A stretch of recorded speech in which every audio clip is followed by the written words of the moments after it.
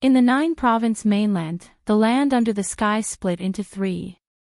In the 9-province mainland, the land under the sky split into 3. The most expansive piece of land of the northern mainland was this mainland's most liberal country, known as Northernly. Northernly's imperial sons and daughters possessed the same inheritance right. The country was rich and powerful, yet usually didn't attack the southern borders. For hundreds of thousands of years, smoke signals have never been raised in the country's territory before. The southern part of the mainland was split into 2. The west woven in mountainous regions with rough mannerism was Western Kuan. The east filled with flat farmlands and indoctrinated in Confucianism was Eastern Ling. The two countries have been locked in warfare for many years, ultimately still with no victor emerging. And in the intersecting borders of these 3 countries, lies the mysterious Immortals Valley, home to the man with the most exquisite medical skills in all of the 9-province mainland, Sun Chi. He is honored by the people of the 3 countries as the god of medicine. It's said that there isn't an illness in the world he can't cure, and people that he can't poison to death. According to rumors, there were quite a few disciples under Sun Chi. Those studying his life-saving medical techniques were respectfully titled as medicine fairies. And those studying his killing poison techniques were thus called poison fairies. Eastern Ling, year 23 of Tian Chi. A party of Eastern Ling soldiers hastily traveled on quick horse, rushing towards Immortals Valley. The horses' hooves kicked up a layer of yellow sand outside the valley, scaring the commoners on the road, who scattered away in all directions, for fear that Eastern Ling and Western Kuan were bringing the battle here. When the dust cleared, only a half-a-person tall little girl remained, standing under a tree, rubbing her eyes that were closed shut due to the sand blown by the wind. She wore a silvery red brocade jacket on her body, and on her tender white neck hung a pearl necklace. The pearls, jade stones, and gems on her head were dazzling and lustrous. This was obviously a wealthy family's young miss. Mother, mother, the little girl put down her hand, exposing an exquisite little face like carved jade, and a pair of unbearably delicate dimples. She looked in all 4 directions, her childlike voice yelling, "Mother."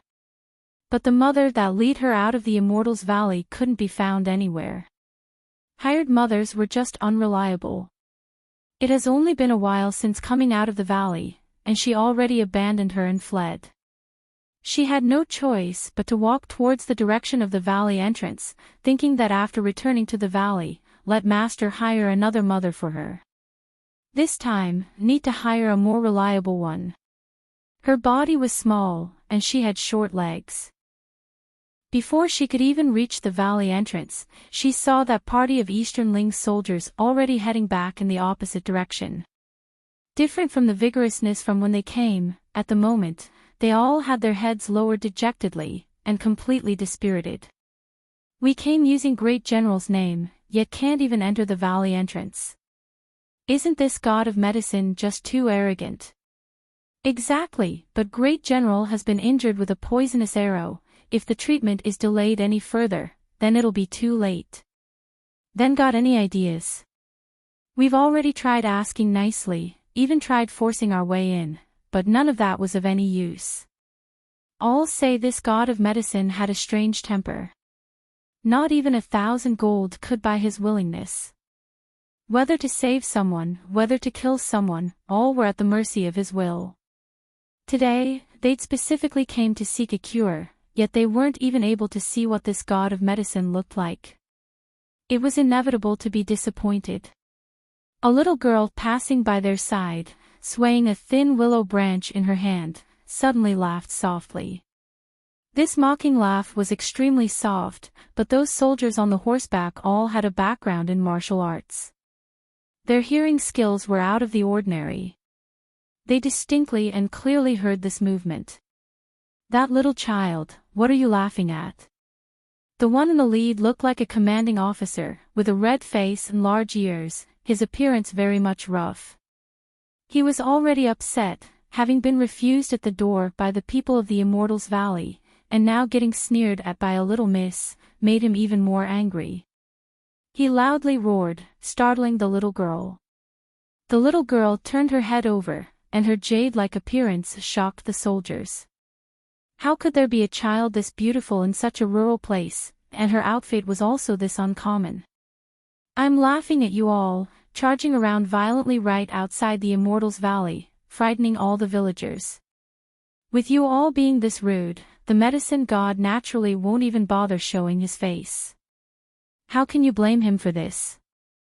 If you want to blame, you can only blame yourselves for being too aggressive. The little girl crisply replied, yet inside, she thought, if not for these people, the mother that master hired for her wouldn't have been scared away either. All their fault, causing her to have gone this far for nothing. That commanding officer listened to the little girl's words. She seemed rather knowledgeable about this god of medicine Sun Chi. He somewhat relaxed his tone and said, "Little miss, we weren't deliberately being rude, it's just a person's life is involved. Tell us, what do we need to do to be able to let the medicine god save our great general?" The little girl, hearing his sincerity, thus lowered her guard, and seriously answered his question. Master hates rude people the most, however you all have a reason for the cause. I will explain to him in your place, perhaps he will forgive you all. What? You're the medicine god's disciple? That commanding officer's two eyes widened to the size of a copper bell, overjoyed at the unexpected good news. The little girl tilted her head with a smile. A pair of black and round eyes squinted into crescent moons. That's right. Your luck is very good, I just happened to be returning to the valley, can bring you all in. Before her voice dropped, she was scooped up by the commanding officer by the waist and placed on the horse. There's no time. Little medicine fairy, the heavens have good virtue, trouble you to come along with us. That commanding officer raised the horsewhip and firmly whipped behind him. The horse rapidly shot forward. The party used an even faster speed than when they came, heading towards the borders of Eastern Ling. Only leaving behind a gust of yellow dust behind them. Old Jean, you finally came back. How was it, where's the medicine god? In the military camp at the borders of Eastern Ling, as soon as the incoming dust clouds in the distance were seen, an officer eagerly went up to welcome. The commanding officer called old Jean sighed in regret. Don't mention that old bird, god of medicine, didn't even meet us once. Ah. The incoming person let out a despairing expression. My master isn't a bird, he's a person. The little girl that was placed horizontally on the horse, waved her lotus-like hands and feet up and down, expressing her protest. The person that came over looked towards the horse in surprise, only seeing an extremely delicate little girl currently lying flat on top old Jin's horse. Old Jean slapped his forehead, and quickly had the little girl carried down. Placing her on the ground, she only reached a person's waist. This is the Immortals Valley's little medicine fairy. We bumped into her outside the valley. We were unable to meet the god of medicine, but perhaps she can also save great general. Old Jean explained to the person, then stooped down to speak to the little girl. Little medicine fairy, my formal name is Huashan Jean, and is a commanding officer under our great general. This is old Yen Huasher. Saying this, he pointed towards the commanding officer that came over to welcome them. The little girl smilingly looked to them, seemingly having something she wanted to say, but in the end she still didn't say it. Only crisply saying, you can just call me Yu Fu. Hearing she was someone from the Immortals Valley, Yen Huasher didn't dare to slight her, leaning over and cupping his fist to pay his respects towards the little girl. Then we'll just entrust our great general to Miss Yu Fu, please come in. Yu Fu followed them in, only seeing little white tents all around, encircling an imposing large tent in the middle. Outside that large tent hung a gold-color flag. One with a majestically written Gu character on it, very much possessing the grandeur of a general. Looks like this great general they spoke of has the surname Gu. Master said, the most famous great general of Eastern Ling, because of bravery and excellency in battle, with feats no one could compare to, was bestowed the title Great General Marquis. Is that this great general Gu under the tent? Precisely our great general. Yan Hua Shi personally parted the drapery. Yu Fu went in the tent, only seeing numerous densely packed high-ranking military officers standing inside. Seeing her walk in, they all lowered their heads, exposing a curious expression. Didn't you say you were going to invite the god of medicine? How come you invited a little girl? This girl isn't even as tall as the table leg, is she even 10 yet? Don't say nonsense. Old Jean, who'd brought Yu Fu back, scolded with a stiff expression. He'd finally brought back a little medicine fairy with great difficulty. If they were to anger her, and she doesn't treat the great general, then what will they do? Just what is this girl's background? Someone lowered their voice and asked Yan Hua Shi who'd gone out to greet them. Old Jean said she's a disciple under the god of medicine. The medicine god was unwilling to meet them. They bumped into this little medicine fairy outside the valley, and just brought her back. While they were talking, Yu Fu had already walked to the bedside, faintly seeing a swollen figure inside the veil. She reached out her white and tender little hand, lifting open the bed curtains, and saw a deathly pale face. An approximately 40-some-year-old middle-aged man, with an extraordinary appearance. His eyes tightly shut, yet his dignified bearing could still be seen. Between that pair of dense sword-like brows was a small scar, splitting the left eyebrows into two. Looking down, his bare upper body was filled with all kinds of cuts, and in his right arm, stabbed an arrow that was snapped in half. The wound was bluish-black turning purple, currently seeping black blood. Ayah! Yu Fu couldn't help covering her eyes and lowering her head. The few officers that were talking, upon hearing the sound, searched all over for her figure, finally finding her by the great general's bedside. Little medicine fairy, what are you shouting for? Yu Fu put down her little hands, her plump pink lips unhappily pouted.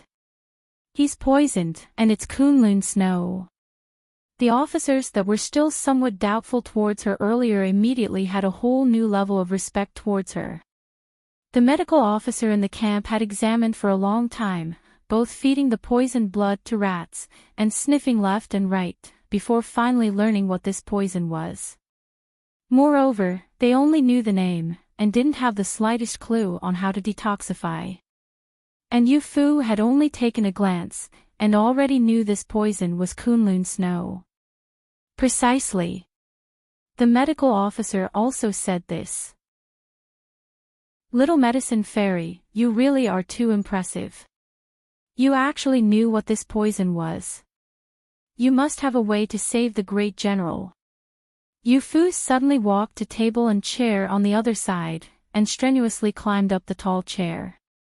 Old Jean was still blankly staring at her, not knowing what she meant by this. Yan Hua Shi had already ordered someone to bring tea. Thinking that Yu Fu was still a little girl, he also ordered someone to send some desserts over too. Yu Fu looked to the snow-white white sugar cake on the plate. And sure enough, her eyes lightened up. A pair of large eyes blinked. She glanced to Yan Hua Shi, like she was seeking his approval. The latter quickly said, Little medicine fairy has come covered in dust this whole way, and must be hungry. Eating something first, and then treating our great general is also the same. The more anxious he was inside about great General Gu's injury, the more he couldn't slight the Yu Fu before him. Because she was the only person before them that could possibly cure the Kunlun snow poison. This Kunlun snow is the Western Kuan's secret poison. Under the 1,000-year-old extreme snow atop the Kunlun mountain, there's a kind of 10,000-year-old snow essence that can produce this type of poison. Yu Fu said while biting into the white sugar cake, with quite a few pieces of cake crumb sticking onto her little face. Since Little Medicine Fairy knows the origins of this poison, asking to please quickly treat our great general. Read latest chapters at Wuxia World. Yu Fu's little hand paused, suddenly placing the half-eaten white sugar cake in hand back on the plate. She lowered her head and lifted her eyes, a pair of large eyes glistened. But I'm a little poison fairy, not a little medicine fairy. Ha! Ha! What? Poison fairy. Instantly, in the large tent, everyone fell into disarray. Old Jean widened his eyes, completely not expecting that this kind of thing would happen. A perfectly fine little medicine fairy that was brought back, how come turned into a poison fairy? The great general was already infected with a deadly poison, what use was there for a poison fairy at this time? Little miss, why didn't you say so earlier? Old Jean crouched down and looked to Yu Fu with his eyes wide open, like he was about to swallow her whole. Yu Fu pulled back, and hid behind Yan Huashe. She shyly said, but you didn't ask me either. Hi. T/N, the sound of sighing. Old Jean anxiously slapped his thigh, making a sound like meat hitting the chopping board, a heavy and rough sound. It's all my fault, all my fault. Old Jean roared in tears, I've been crude and reckless my whole life, it's thanks to Great General who didn't disdain me and accepted me under his flag. Yet, today, because I didn't ask clearly, caused Great General's death. Outside the Immortals Valley, if he'd just asked Yu Fu whether she was a medicine fairy or a poison fairy, then there wouldn't be this unexpected mishap. Now, it was too late to regret. Seeing him howling in tears like this, the crowd of grown men in the tent, all couldn't help reddening their eyes. Great General Gu has already been poisoned for a while now. Even if they go back to the Immortals Valley again to invite the medicine god now, it would still be too late. Everyone lowered their heads with reddened eyes. All were iron-willed men of the battlefield, yet at this moment, because Great General Gu was poisoned and could not be saved, each and everyone crumbled in despair like stray dogs. Yu Fu was about to say something, when she suddenly heard Yan Huashe who was in front of her speak. Brothers. Everyone faintly lifted their eyes, and uniformly looked to him. The great general has been a hero all his life, don't let him still see us like this before leaving. He won't be at peace in death either. Everyone get yourself together, properly give General a send-off. These words were correct. Everyone deeply took in a few breaths, swallowed back the tears in their eyes, and all uniformly walked to Great General Gu's bedside. Wait a moment. Yu Fu attempted to pull Yan Huashe's sleeve, but everyone was sunken in sorrow, simply having no time to attend to her. And her tiny figure amongst the tall crowd was also unnoticeable. Yu Fu jumped with all her might, but it was still to no avail. She dejectedly pursed her lips, watching everyone be like walking corpses. Their eyes full of melancholy as they looked to the great general on the bed. This aroused her curiosity again. Just what kind of general was he, to be able to let his subordinates be this fiercely loyal towards him, and be this sorrowful for his death? Seems like he's an incredible person, only lying there with eyes closed, yet could let one feel reverence towards him. She tilted her head and thought for a bit. Afterwards, seemingly coming to an important decision, she squeezed herself towards the center of the crowd. After squeezing through for quite a while, all the way until that bit of baby fat on her face were squeezed into a lump, did someone finally notice her. Little medicine. Little miss, don't mess around. In a while, after we send off the great general, we'll naturally send you back. Old Jean thought that she was anxious to get back to Immortals Valley. Are you sure you really want to bid Great General Gu farewell?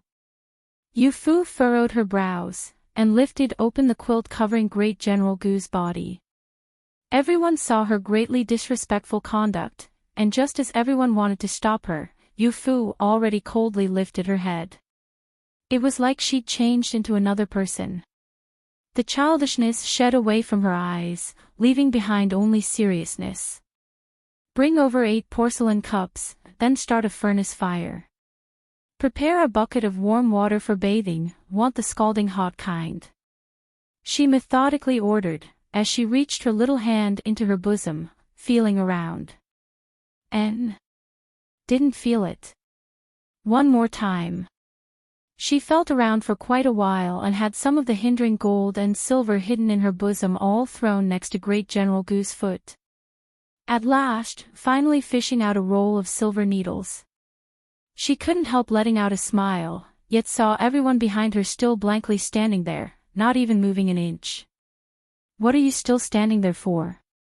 If you want to let your great general die, by all means don't listen to my words. Old Jean was just about to raise a question, when he was stopped by Yan Huashi. Quickly prepare according to Miss Yu Fu's instructions, quickly go.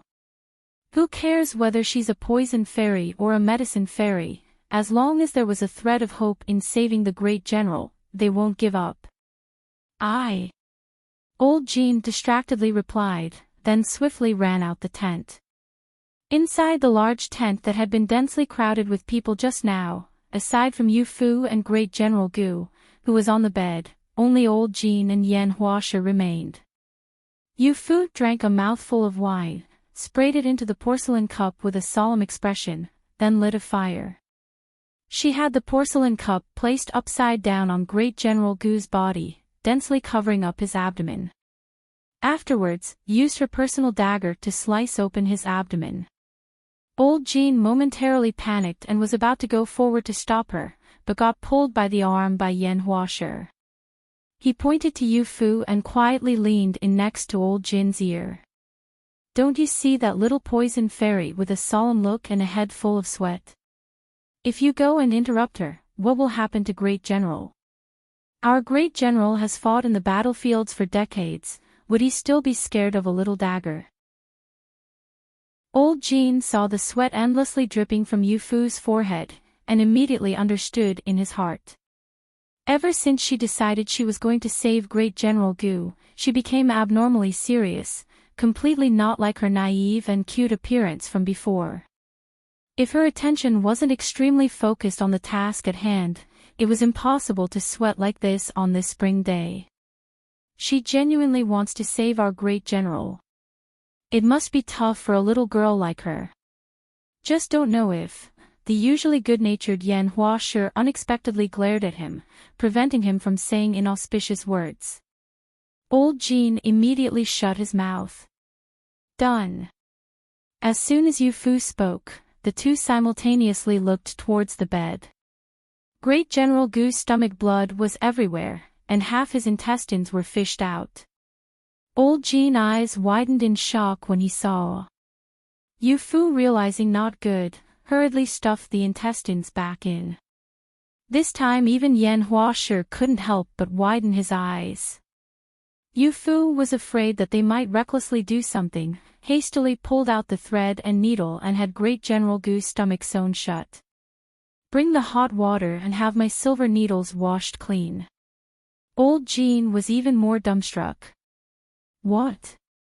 You had us prepare hot water for washing the needles. Is this little poison fairy reliable or not? Looking at the wound she stitched up, even countryside pig neuterers would sew better than her. Yu Fu noticed his gaze, and immediately became discontent. I'm a little poison fairy, not a stomach stitching specialist. If you think my sewing is ugly, then come sew it yourself. Her little hand holding the needle was raised before Old Jin's eyes with all her might. She had painstakingly used up half her strength, and this Old Jean actually still dared to question her. Truly, to destroy the bridge after crossing it. Yu Fu pouted, with a displeased look on her face. Yan Huashi took it to heart, inwardly thinking in his heart about her every move. Read latest chapters at Wuxia World. EU. Just earlier, when she was performing her treatment, she was solemn and unapproachable. But now, she reverted back to her lovable silly self. Looks like, the Great General is fine now. Just as he was guessing in his heart, he suddenly heard Great General Gu let out a stuffy groan from the bed. Great General Gu, who'd been poisoned by the Kunlun snow poison and at his last breath, was already cured. Great General Gu, who'd been poisoned by the Kunlun snow poison and at his last breath, was already cured. Naturally, there was someone who went to spread this good news. In an instant, everyone in the entire army camp all learned of this. Everyone's emotions were all worked up. So great! Great General's poison has been cured. Yeah, and right now, he's already awake. All the generals went to visit. It's all thanks to that little medicine. Little poison fairy. Now that Great General Gu's Kunlun snow poison was cured, Yu Fu naturally became revered as an honorable guest. Even old Jean, this impulsive fellow, this time also became a meritorious subject for having merit in saving the great general. For a moment, he was still unable to react. His entire person stupidly in a daze. Originally, he thought that he'd messed up greatly, but unexpectedly, and unintentionally, this little poison fairy actually could also cure poison. He'd originally assumed that only medicine fairies could save people, and poison fairies could only kill people. Great General Gu has practiced marital arts since childhood, his body strong and sturdy. As soon as the poison was cured, he very quickly woke up. Of course, a part of the reason was waking from the pain. When Yu Fu had split open his stomach and fished out his intestines, she hadn't given him any numbing medicine to drink. He tried to sit up from the bed, but a sharp pain suddenly came from his abdomen. He lowered his head to look at his own body. Only seeing a fairly large cut on his abdomen, and on it, carelessly sewn messy threads. Carefully looking at it, that shiny and glistening thread was even golden threads, like the kind used for embroidering luxurious clothes. His scalp suddenly felt numb. He'd heard that it was a 10-or-so-year-old little girl that cured his poison. Could it be that this thread she used was her embroidery thread? Startled, Great General Gu's foot slightly moved, and unexpectedly kicked something hard. The others detected his movements and had the brocade quilt by his foot lifted, surprisingly discovering several ingots of gold and silver, sizes all varying. The quality, relative purity of gold and silver, seemingly excellent. He questioned the others with a meaningful glance. Just then, Yan Huashe finally recalled, these gold and silver were Yu Fu's. Replying to Great General, earlier, in order to save you, Miss Yu Fu, in a moment of impatience, had these things left here. A little girl carrying this many gold and silver for what? Great General Gu became increasingly curious towards this little poison fairy. Since she's my life-saver, quickly invite her over for a chat. Yes.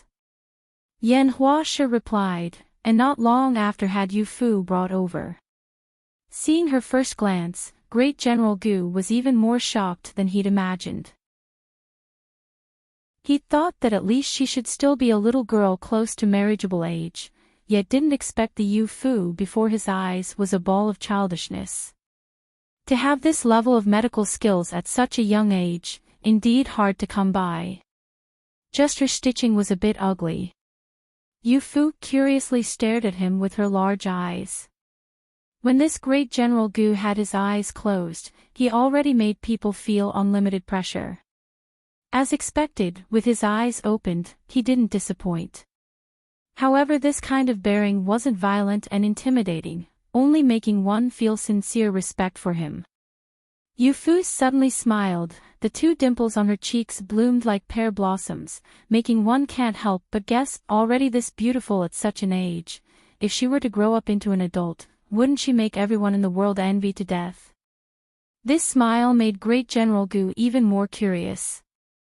There has never been a child, after seeing him, that dared to smile without him saying anything.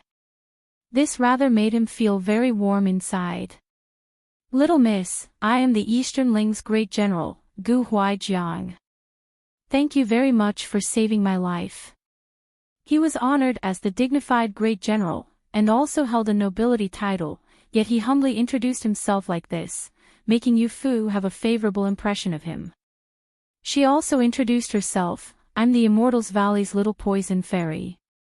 I'm called Yufu. Don't know how old Miss Yufu is this year. As Gu Huaijiang said this, he directed his gaze towards her.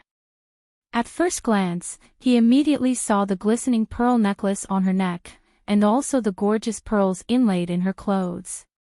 He was very curious. Even young ladies of noble families, when going out, wouldn't dress this fancy either, not to mention carrying this much gold and silver. Yufu straightened her back, attempting to let herself look a bit more taller. How could this little movement be hidden from these people's eyes? The corner of Gu Huaijiang's lips slightly hooked, then very quickly went back down. However, old Jean, who was to the side, burst into laughter. Ha ha ha, you look like 10 years old max. Our young general, when he was 7 or 8, was many times taller than you. Yufu flitted a glance over. A little miss as pretty as White Dango was lovable and cute even when glaring at someone.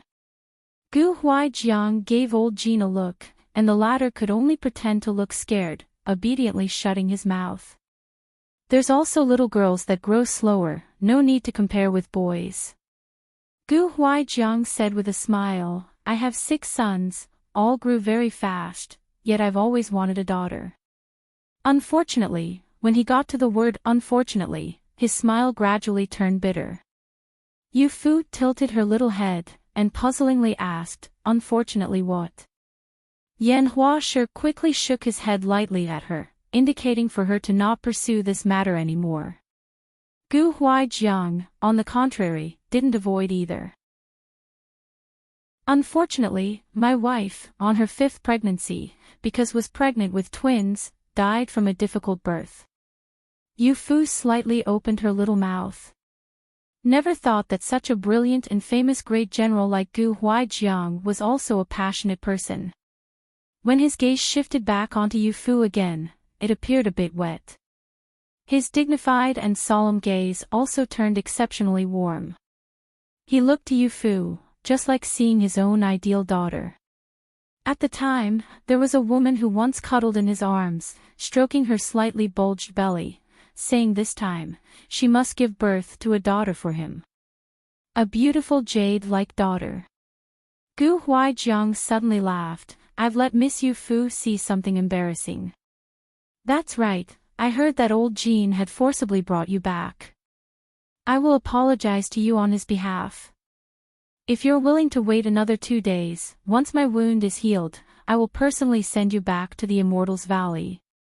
Old Jean and Yan Huashi watched from the sides, and couldn't help glancing to one another. Today's Gu Huaijiang seemed to be particularly different, unsure if it's because he'd just had his stomach split open or what. In their impression, he seemingly has never been this warm towards a child before. The 6 young masters in the manor were all strictly brought up by him since they were small, and in front of him, they didn't dare to be unbridled in the slightest. The young general is Great General's eldest son. His military expertise among the young masters are the best, and he is also doted on the most by the Great General. But even he didn't receive this kind of treatment before either. Looks like the Great General likes little Miss Yufu very much. Old Jean moved closer to Yan Huashi's ear and quietly muttered. Exactly so. Although Yan Huashi didn't say it out loud, he still silently agreed in his heart. Read latest chapters at Wuxia World. EU suffering from a serious injury needed 100 days to heal, let alone Gu Huaijiang right now had been split open. How could he still personally send Yufu back to Immortals Valley? Yufu personally did it herself, she was aware inside. Hearing Gu Huaijiang saying it like that, she tilted her little head and pondered for a moment, then suddenly coming to an idea. This rather isn't necessary. If Great General wants to repay me, how about letting me be your daughter? The 4th month, the end of spring, the imperial capital Linen precisely had a good scenery. The 4th month, the end of spring, the imperial capital Linen precisely had a good scenery. At the outskirts of Linen City, the brilliant and distinguished Easternling's great army was neatly and orderly advancing towards the imperial capital. Along the way, the surrounding forest was lush, water and grass abundant, and wild flowers wildly blossomed everywhere. The army flag was prominent, and that majestic brushwork of the character Gu, dignified and imposing. Inside an inconspicuous blue-roofed horse carriage, someone lightly lifted the curtains, carefully stretching out a pair of eyes. Those eyes were like that of a small forest deer, limpid and carrying a gloss of cleverness, full of curiosity and excitement. She looked at the scenery outside the horse carriage, and couldn't help praising her own decision in her heart. Following Gu Huaijiang to Easternling's imperial capital Linen originally was just a spur of the moment for her, but who knew the scenery here would be this good? Gu Huaijiang concealed her identity, and quietly had her brought back to the imperial capital. He then told her some Easternling's local customs and practices. Finally did she learn that girls, when sitting inside a horse carriage, couldn't stretch their head out. And further couldn't have half the body all stuck out either. A short while later, she saw a lofty city gate appear in front. The ever-extending city gates, unable to see the edge. When they reached below the city gates, she further felt the imposing might. So this was the imperial capital, Linen. Marquis, His Majesty has ordered this one to come welcome you. Congratulations, Marquis, for returning in triumph. Sitting inside the horse carriage, Yu Fu suddenly heard a sharp voice, like they were speaking with their throat pinched. This person called themselves Xie Jia, presumably a court eunuch from the palace. Afterwards, she heard Gu Huaijiang say a few words of courtesy, then brought along a few personal attendants, and spurred the horse forward to proceed into the city. Following behind was naturally Yu Fu's horse carriage. Following along straight down the capital city's main street, the Gu Manor sat on the edge of the imperial palace. That was the best district for the official residences of court officials. Yu Fu secretly looked out from the carriage window, only seeing the manor's lofty front gate, with jade pillars and cinnabar paint, bright and dazzling to the eyes. Up above, erected the words, Great General Marquis Manor, in gold lacquer on the horizontal inscription board, and underneath it, stood 5 young men dressed in splendid brocade and lined orderly in a row. At first glance, every single one were all extraordinarily handsome, each with different personality. Presumably, this was the Marquis Manor's young masters. But didn't Gu Huaijiang say he had 6 sons? This son welcomes father back home. In the young men's uniform voices, it revealed happiness and the meaning of reunion after a long separation. Heard father met with the Western Kuan people's scheme at the borders and nearly died from poison. We were all burning from worry. Now seeing father return safely, truly a great fortune. The young man that spoke was the eldest among the 5, approximately 18-19 years old. His appearance was entirely different from Gu Huaijiang's imposing look, with fair white skin and a slightly smooth chin. A pair of slender phoenix-like eyes, when he spoke, glistened with energy. His handsomeness bordered on the edge of grace, rather unlike someone born from a military lineage, but more like a distinguished wealthy young master on horseback. He was also the type that girls liked very much. Jiu Gu, your eldest brother isn't here, so in the manor you are the oldest. It must be very tough for you to take care of everything. So it turns out he was Gu Huaijiang's second son, Gu Jiu. The 18th of the 4th month is eldest paternal aunt's 50th birthday. After eldest brother heard news that father was in good health, he then rushed to Jinling to congratulate eldest aunt for her birthday. Just as Yu Fu was watching intently, she suddenly saw a young master standing in the very back, seemingly noticing her peeping. He pulled the sleeve of the person next to him, and the two of them looked towards the horse carriage together. Finally then did Yu Fu realize that these two looked exactly the same. No more than 15-16 years of age, yet to be fully grown, but their features were already unusually good-looking. Gu Huaijiang's sons, each surpassed the other in looks. Don't know how that eldest young master that went to go congratulate their paternal aunt looked like. Seems they are Gu Huaijiang's youngest twin sons that he spoke of, Gu Xiang and Gu Yi. Yu Fu, come. As soon as Gu Huaijiang spoke, a servant went forward and parted carriage screen. Yu Fu half rose from her seat and got out of the carriage. That servant then crouched on the ground, using his back as a foot cushion. Yu Fu slightly frowned, her little body paused atop the horse carriage. Afterwards, she suddenly burst out her energy from playing leapfrog in her youth in the valley, and at once, leaped over that servant, steadily landing on the ground. Hearing the sound, the servant was startled and quietly lifted his head to look. Yu Fu was already heading towards the manor gates. From the surrounding came chattering laughter. Unknown as to who began to laugh first, but eventually that laughter became more and more loud. Gu Yi almost started snorting like a pig from laughing so hard, and quickly covered his mouth. Losing their composure like this in front of Gu Huaijiang would result in getting punished to kneel in the ancestral halls. He couldn't help lifting his head to peek at Gu Huaijiang's expression, yet saw him also unable to hold back his smile. Yu Fu lowered her head and straightened up the pearl necklace on her neck. She'd used too much strength in that leap just now, don't know if her hair messed up or not. The crowd of young masters finally had a chance to measure her up and down.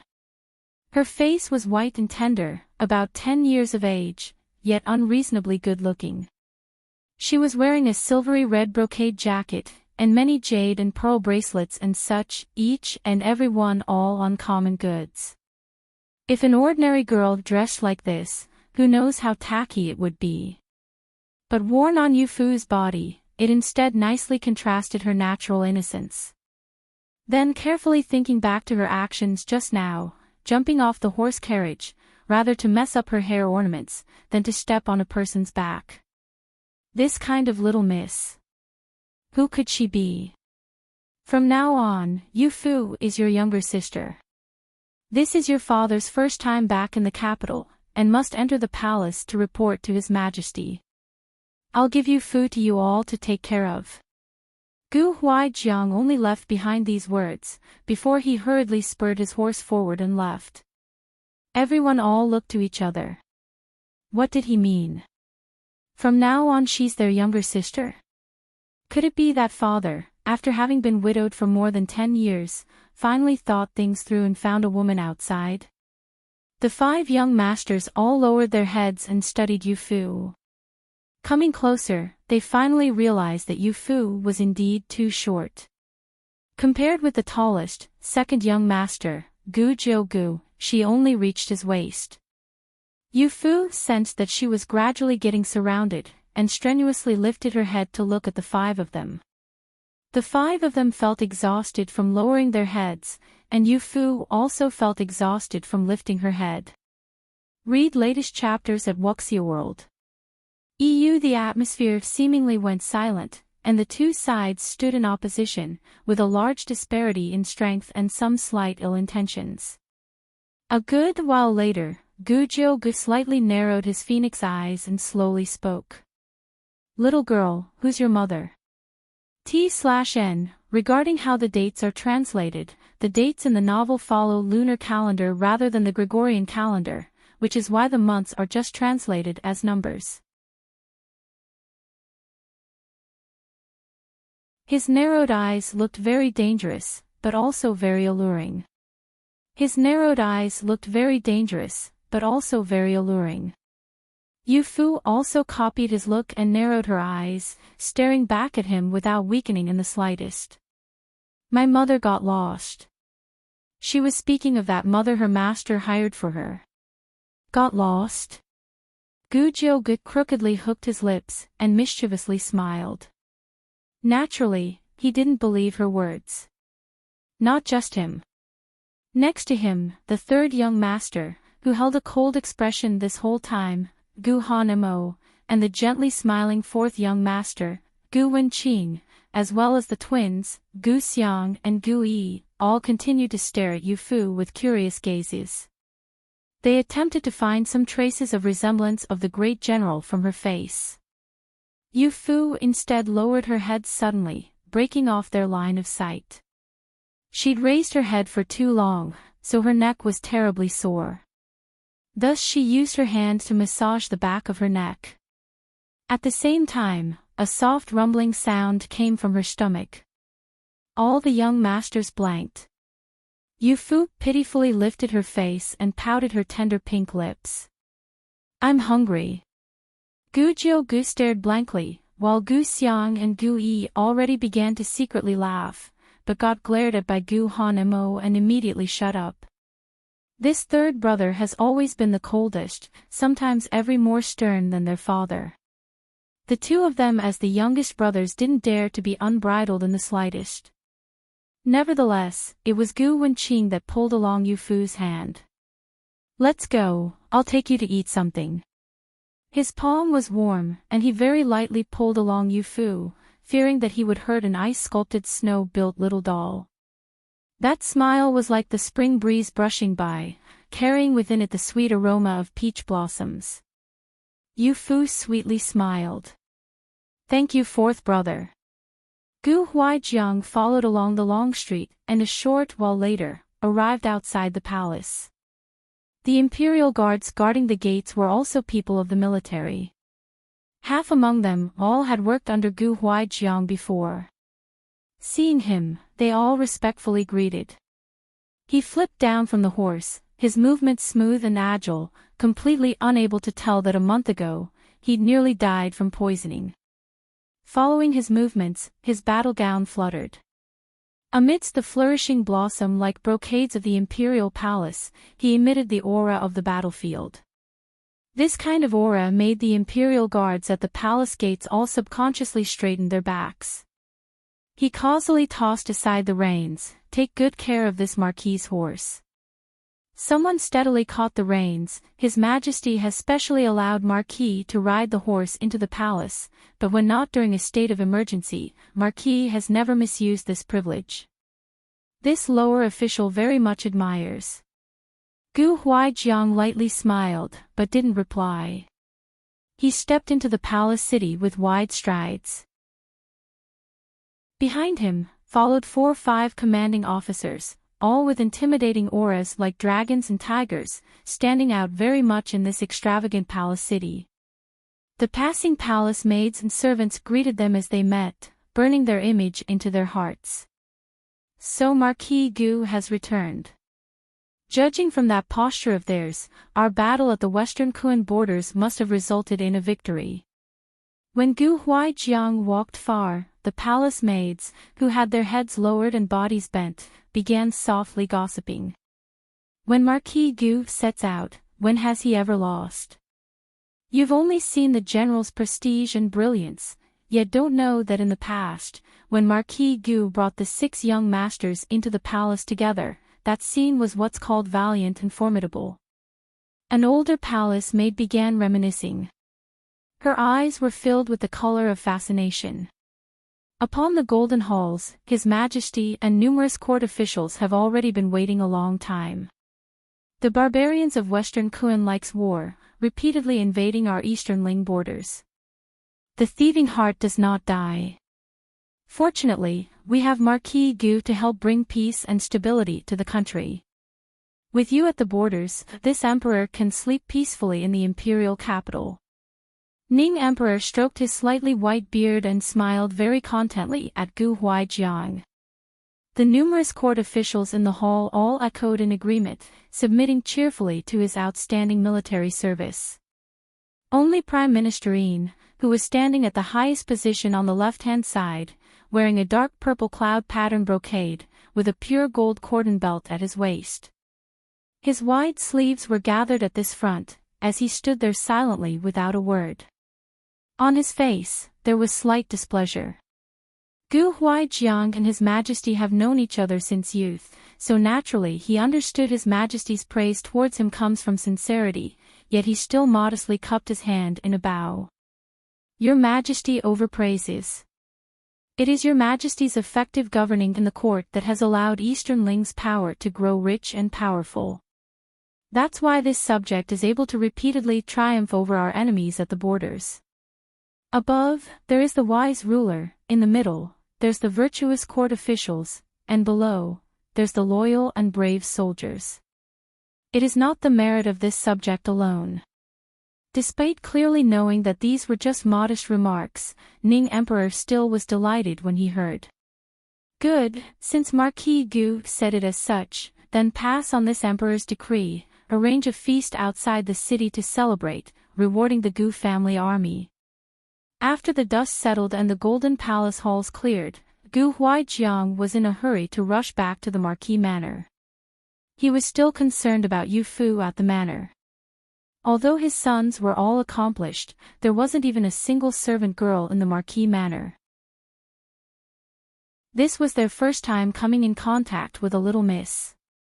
Don't know if they know how to take care of her. But unexpectedly, upon exiting the palace hall door, he was stopped in his path under the long corridors. Uncle Gu. A young and beautiful girl in a palace dress approached with a smile, not more than 15 to 16 years of age, with the noble air of the imperial family coming from her.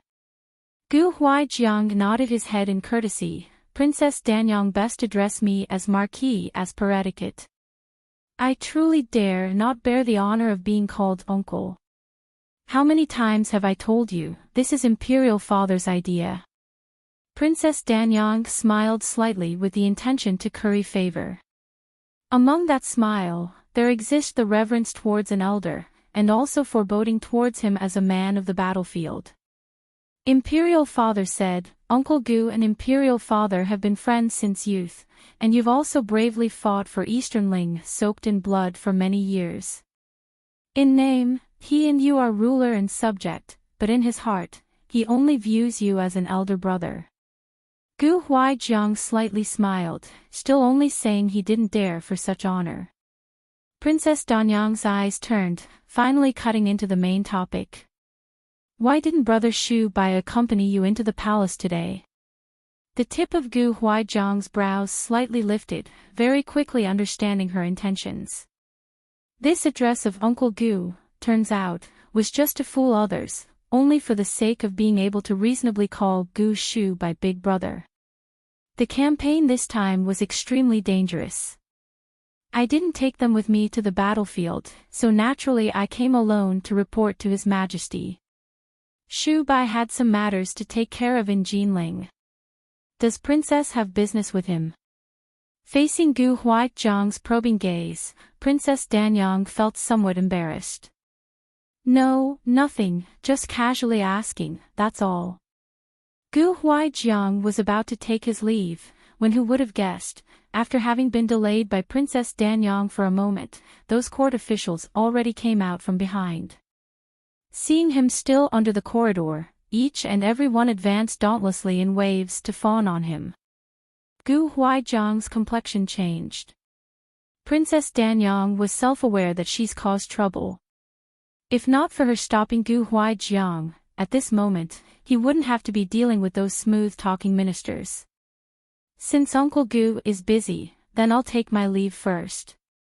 As she spoke, she awkwardly smiled, and then hastily left with her maids. Gu Huaijiang was already confined by a crowd. Read latest chapters at Wuxia World. EU Marquis has once again attained outstanding military service this time. This lower official congratulates Marquis. Heard this time Western Kun invaded aggressively. Originally thought it would be a fierce battle, but unexpectedly, Marquis was able to finish them this quickly. Truly brilliant. Indeed, in front of Marquis, we all are inferior like weed, still hoping for Marquis to give pointers. Gu Huaijiang, who was encircled by the crowd of officials, carried a polite smile on his face. Suddenly, he inadvertently caught sight of someone walking out of the palace hall unfixedly heading straight in the direction of the palace gates. Prime Minister Yin. Prime Minister Yin.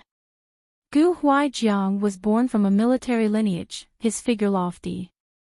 Despite being surrounded in the middle of a bunch of officials, his line of sight was not obstructed in the least.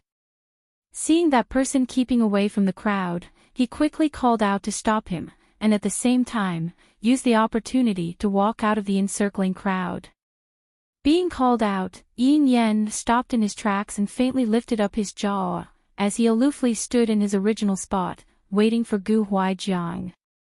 When Gu Huaijiang approached, he then continued walking forward. The gold belt on his dark purple official's gown was particularly dazzling and straight. In the court of Eastern Ling, when the two with the noblest status walked together, others naturally all withdrew. Gu Huaijiang stood alongside him shoulder to shoulder. Although his figure was much taller than him, but when he spoke, he deliberately lowered his head, making his posture appear very humble. Prime Minister Yin has had it rough recently. I've been at the borders for a long time, so the matters of the court still need to trouble Prime Minister to spare the effort. This originally was just the ever so common words of courtesy, yet Prime Minister Yin suddenly halted his steps. A pair of sharp eyes gazed towards Gu Huaijiang. It carried hostility. What is Marquis Gu saying? As the Prime Minister, this official naturally needs to expend the effort for the matters of the court. How is it related to whether Marquis Gu has been at the borders for a long time or not? Gu Huaijiang was choked by his words. Although was born into a military family, his temper wasn't irritable. Towards this Prime Minister who was always hostile towards him, he furthermore showed consideration for. When he was about to open his mouth, he just saw Yen look behind him, exposing a mocking smile. It's better if Marquis Gu doesn't walk together with this official. This official doesn't know how to say any flattering words.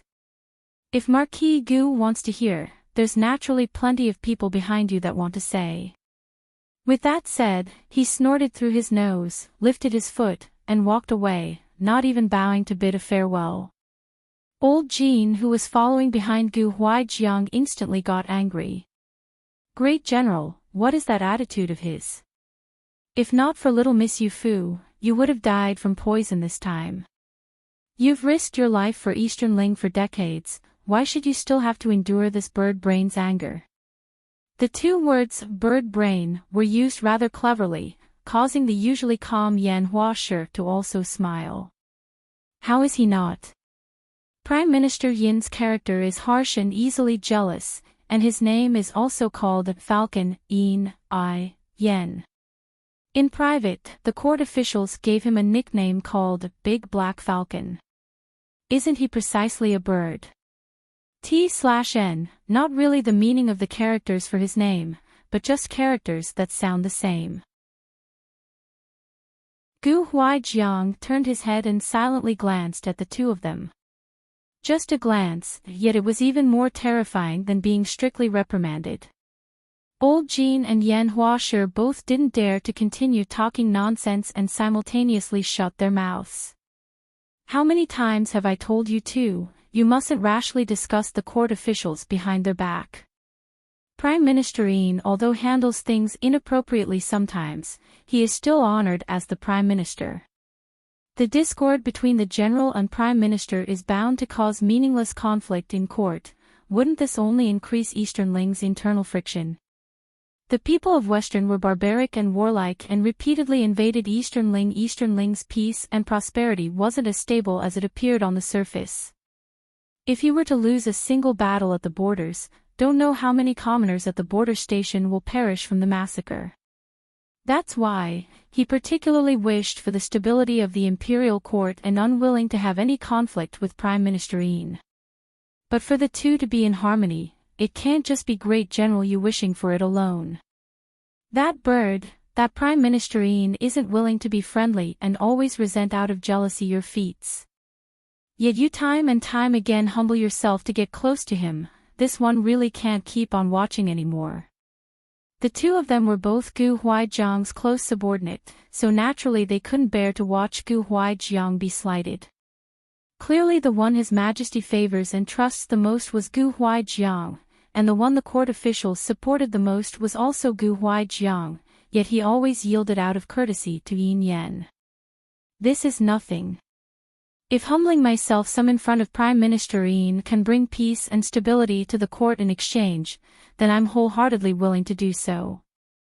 Gu Huaijiang didn't care at all, only leaving behind these words, and headed towards the palace gates in large strides. Old Jin and Yan Huashi could only look to one another and helplessly followed after. Once he returned to the Marquis Manor, Gu Huaijiang asked about Yu Fu first thing. Marquis, little Miss Yu Fu is currently in 5th Young Master and 6th Young Master's courtyard. The amicable-looking old steward went up and replied. Gu Huaijiang gave him a glance, and slightly furrowed his brows. How many times have I told you, you're already elderly in years, so no need to come up and serve. Qi Zhou is very skillful around the manor, so don't worry about this many things. The old steward was called Qian. This year he was already 70, and an old servant that once served the elder generation. Gu Huaijiang has always been respectful towards him. The servants in the manor also revered this old steward like half a master. The old man slightly lowered his head and said with a smile, "This one is indebted to Marquis taking pity on these old bones and letting my son, Qi Zhou, continue serving at the manor's steward. Just, receiving Marquis' benevolence, how can I just sit at home and enjoy myself? If I don't come up to serve Marquis and the young masters, my heart is difficult to be at peace." Gu Huaijiang listened to his words and thought to instruct Qi Zhou later to not let his old father stress over these things. Then come with me to 5th Young Master and 6th Young Master's courtyard for a look. As soon as they entered Gu Xiang and Gu Yi's courtyard, they heard the sound of cheerful laughter inside, mixed with a girl's delicate childlike voice. What dessert is this? Just hearing the little girl's voice, they could imagine her gluttonous little appearance. Gu Huaijiang stood outside the door, using his hand to stop the servants from going to report, and listened to the movements inside. This is flaky pastry, you've never had a flaky pastry before. Gu Yi had a face full of shock, with a look of a wealthy family young master not eating the food of the common mortals.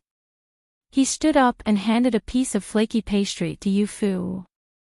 The gold flaky pastry emitted an enticing aroma.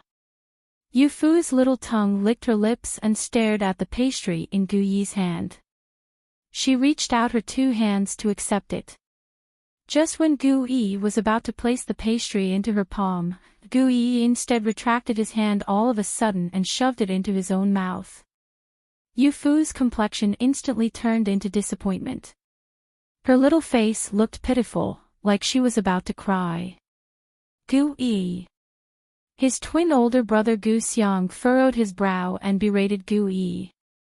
Yu Fu was still this small, if they were to tease her into tears, later when father returned, how were they going to explain?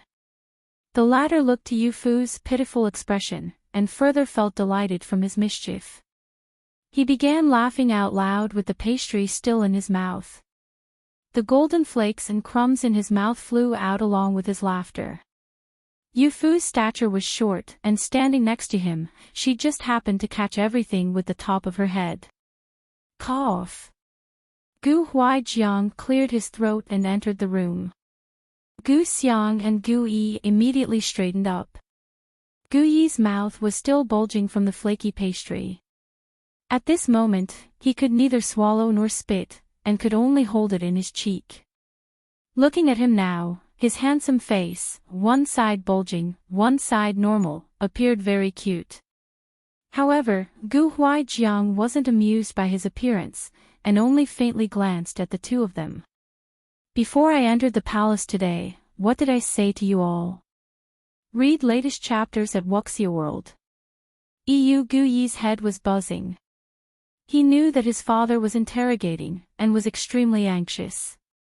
With great difficulty, he finally swallowed that large piece of pastry. Because he'd swallowed too forcefully, his neck reddened. However, he still quickly went forward to ask for Gu Huaijiang's forgiveness. Father said, to treat Yu Fu like a younger sister. It's this son's fault. This son shouldn't have bullied younger sister. Qian, who was standing behind Gu Huaijiang, glanced to Gu Yi in praise. Thinking to himself, after being beat for this many years, he finally learned how to extinguish Gu Huaijiang's anger before he explodes. Gu Huaijiang gave him a glance. Gu Huaijiang gave him a glance. Come here. His tone was a little gentler than normal. Gu Yi was startled by the sudden favor, not daring to believe that his usually imposing father would be this gentle towards him. Just as he was about to go forward, he suddenly saw Yu Fu fluttering little hands flying towards Gu Huaijiang. So turns out he wasn't calling him. This flower bud bun that was combed with great difficulty is all dirty now. Gu Huaijiang lowered his head, searching for flaky pastry crumbs on Yu Fu's head, using his hand to help her remove them.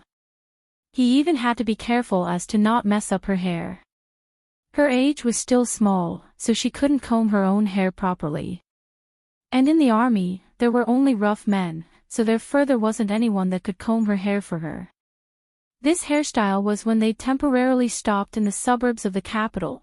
A passing-by village woman saw her stick her head out from the horse carriage, and finding her lovable and cute, she couldn't help but fix her messy hair for her. Yu Fu had her head lowered, very naturally letting Gu Huaijiang dig around on the top of her head. However, Gu Xiang and Gu Yi to the side were both dumbfounded. When have they ever seen Gu Huaijiang be this good to a child? Even eldest brother, Gu Shubai, who's excelled in both character and his studies since youth, didn't get this kind of treatment either. Not only were they stunned, even Qian, who served in the marquis manor his whole life, also seldomly seen Gu Huaijiang be this gentle. His old eyes slightly narrowed, sizing up little Yu Fu. Could it really be, as the young masters guessed, this little miss was Marquis's illegitimate daughter from the outside? Marquis, ever since Madame passed, our manor doesn't even have a single servant girl. Only the back kitchen have a few old woman cooks. Miss Yu Fu doesn't have anyone at her side to take care of her, so how about letting this old servant's granddaughter Qi Ting come attend to her? Qi Ting was 15 years of age and was Qi An's one and only granddaughter. Her father, Qi Zhou, also occupied an important position in the manor, so since childhood, she was also delicately raised like half-miss, very rarely doing rough work. Gu Huaijiang thought for a moment, and then nodded. All right, otherwise, without a girl taking care of Yu Fu, I really won't feel at ease either. Qi Ting's age was suitable and was also Qi An's granddaughter. Having her take care of Yu Fu, Gu Huaijiang felt reassured. Qian nodded in response, yet stormy waves stirred in his heart. He mentioned having Qi Ting come take care of Yu Fu partly in an attempt to sound out Gu Huaijiang, wanting to know just how much Gu Huaijiang cares about Yu Fu. Unexpectedly, Gu Huaijiang actually readily agreed. Looks like he really regards Yu Fu very highly. Then that guess, 9 times out of 10 is true. In the morning, I'd already ordered someone to pass on a message to sort out a clean courtyard. Has it been taken care of? Gu Huaijiang asked. And just as Qian was about to reply, Gu Xiang unexpectedly spoke first. Because don't know what father needed it for, second brother ordered people to have all the usable courtyards in the manor all tidied up. Father wants to give to you food to live. As soon as Gu Yi heard this, he became impatient. Father, just let Yu Fu live here with us. Older brothers all like living in their own courtyard, but we like the liveliness, so just let Yu Fu live together with us. Gu Xiang and Gu Yi had only played with Yu Fu for half a day, yet in their hearts, towards this little sister, they already like her a lot. Even if they weren't born from the same mother, they still plan on taking care of Yu Fu.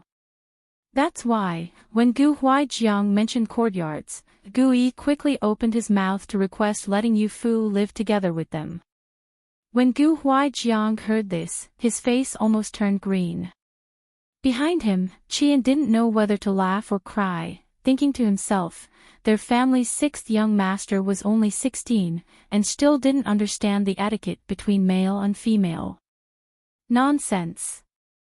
Yu Fu is a young lady, how can she live together with you two? Just now, you were that improper, I still haven't punished you, go to the ancestral hall yourself to receive 10 beating with the rod. With that said, he brushed his sleeves and led Yu Fu away, holding her little hand. Well, Gui originally could have escaped this calamity, but his words ended up bringing him 10 whole beatings. Gu Xiang, say, why did father punish me? Although he's gotten used to getting beat since childhood and didn't really care about this mere 10 beatings, he still wanted to figure out the reason why. Gu Xiang was born only an hour earlier than him, but he faintly understood something. Because, Yu Fu she is a girl. Gu Yi curiously turned to look at him, like as if he didn't comprehend what the concept of a girl was. For as long as they could remember, the Marquis Manor has never had servant girls. Towards girls, this concept, they're truly unfamiliar with. And towards the concept of little sister, they were further unfamiliar with. Marquis, these courtyards have all been neatly tidied up. Where do you want Miss Yu Fu to live? Holding Yu Fu's little hand, Gu Huaijiang didn't dare to walk too fast, fearing that his strength might break her hand. Hearing Qian ask this, he stopped in his steps. After a moment of pondering, he crouched down and asked Yu Fu. Our manor has many courtyards, where do you want to live? Qian was dumbstruck. The heir was 20 this year, coming of age, and changed to a new courtyard. But Gu Huaijiang didn't let him pick for himself either.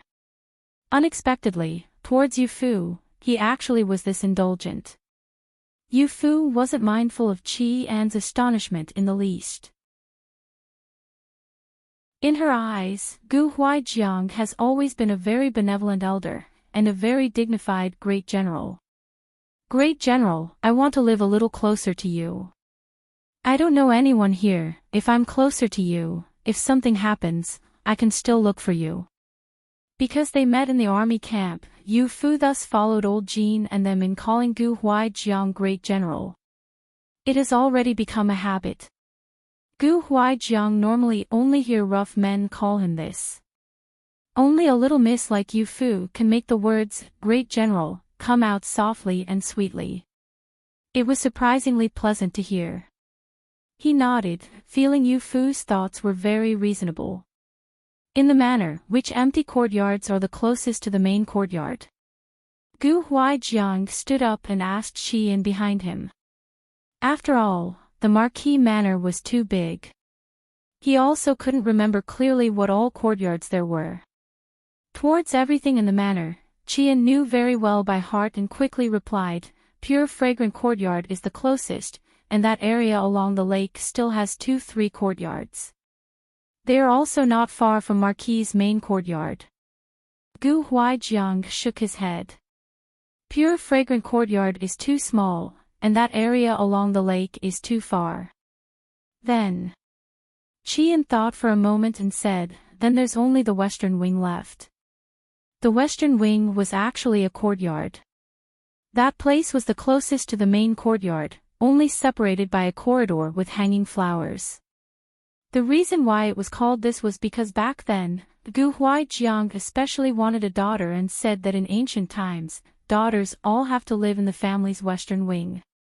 Thus, he specially opened up a neighboring courtyard, ordering people to nicely decorate the place, and also personally named the place Western Wing.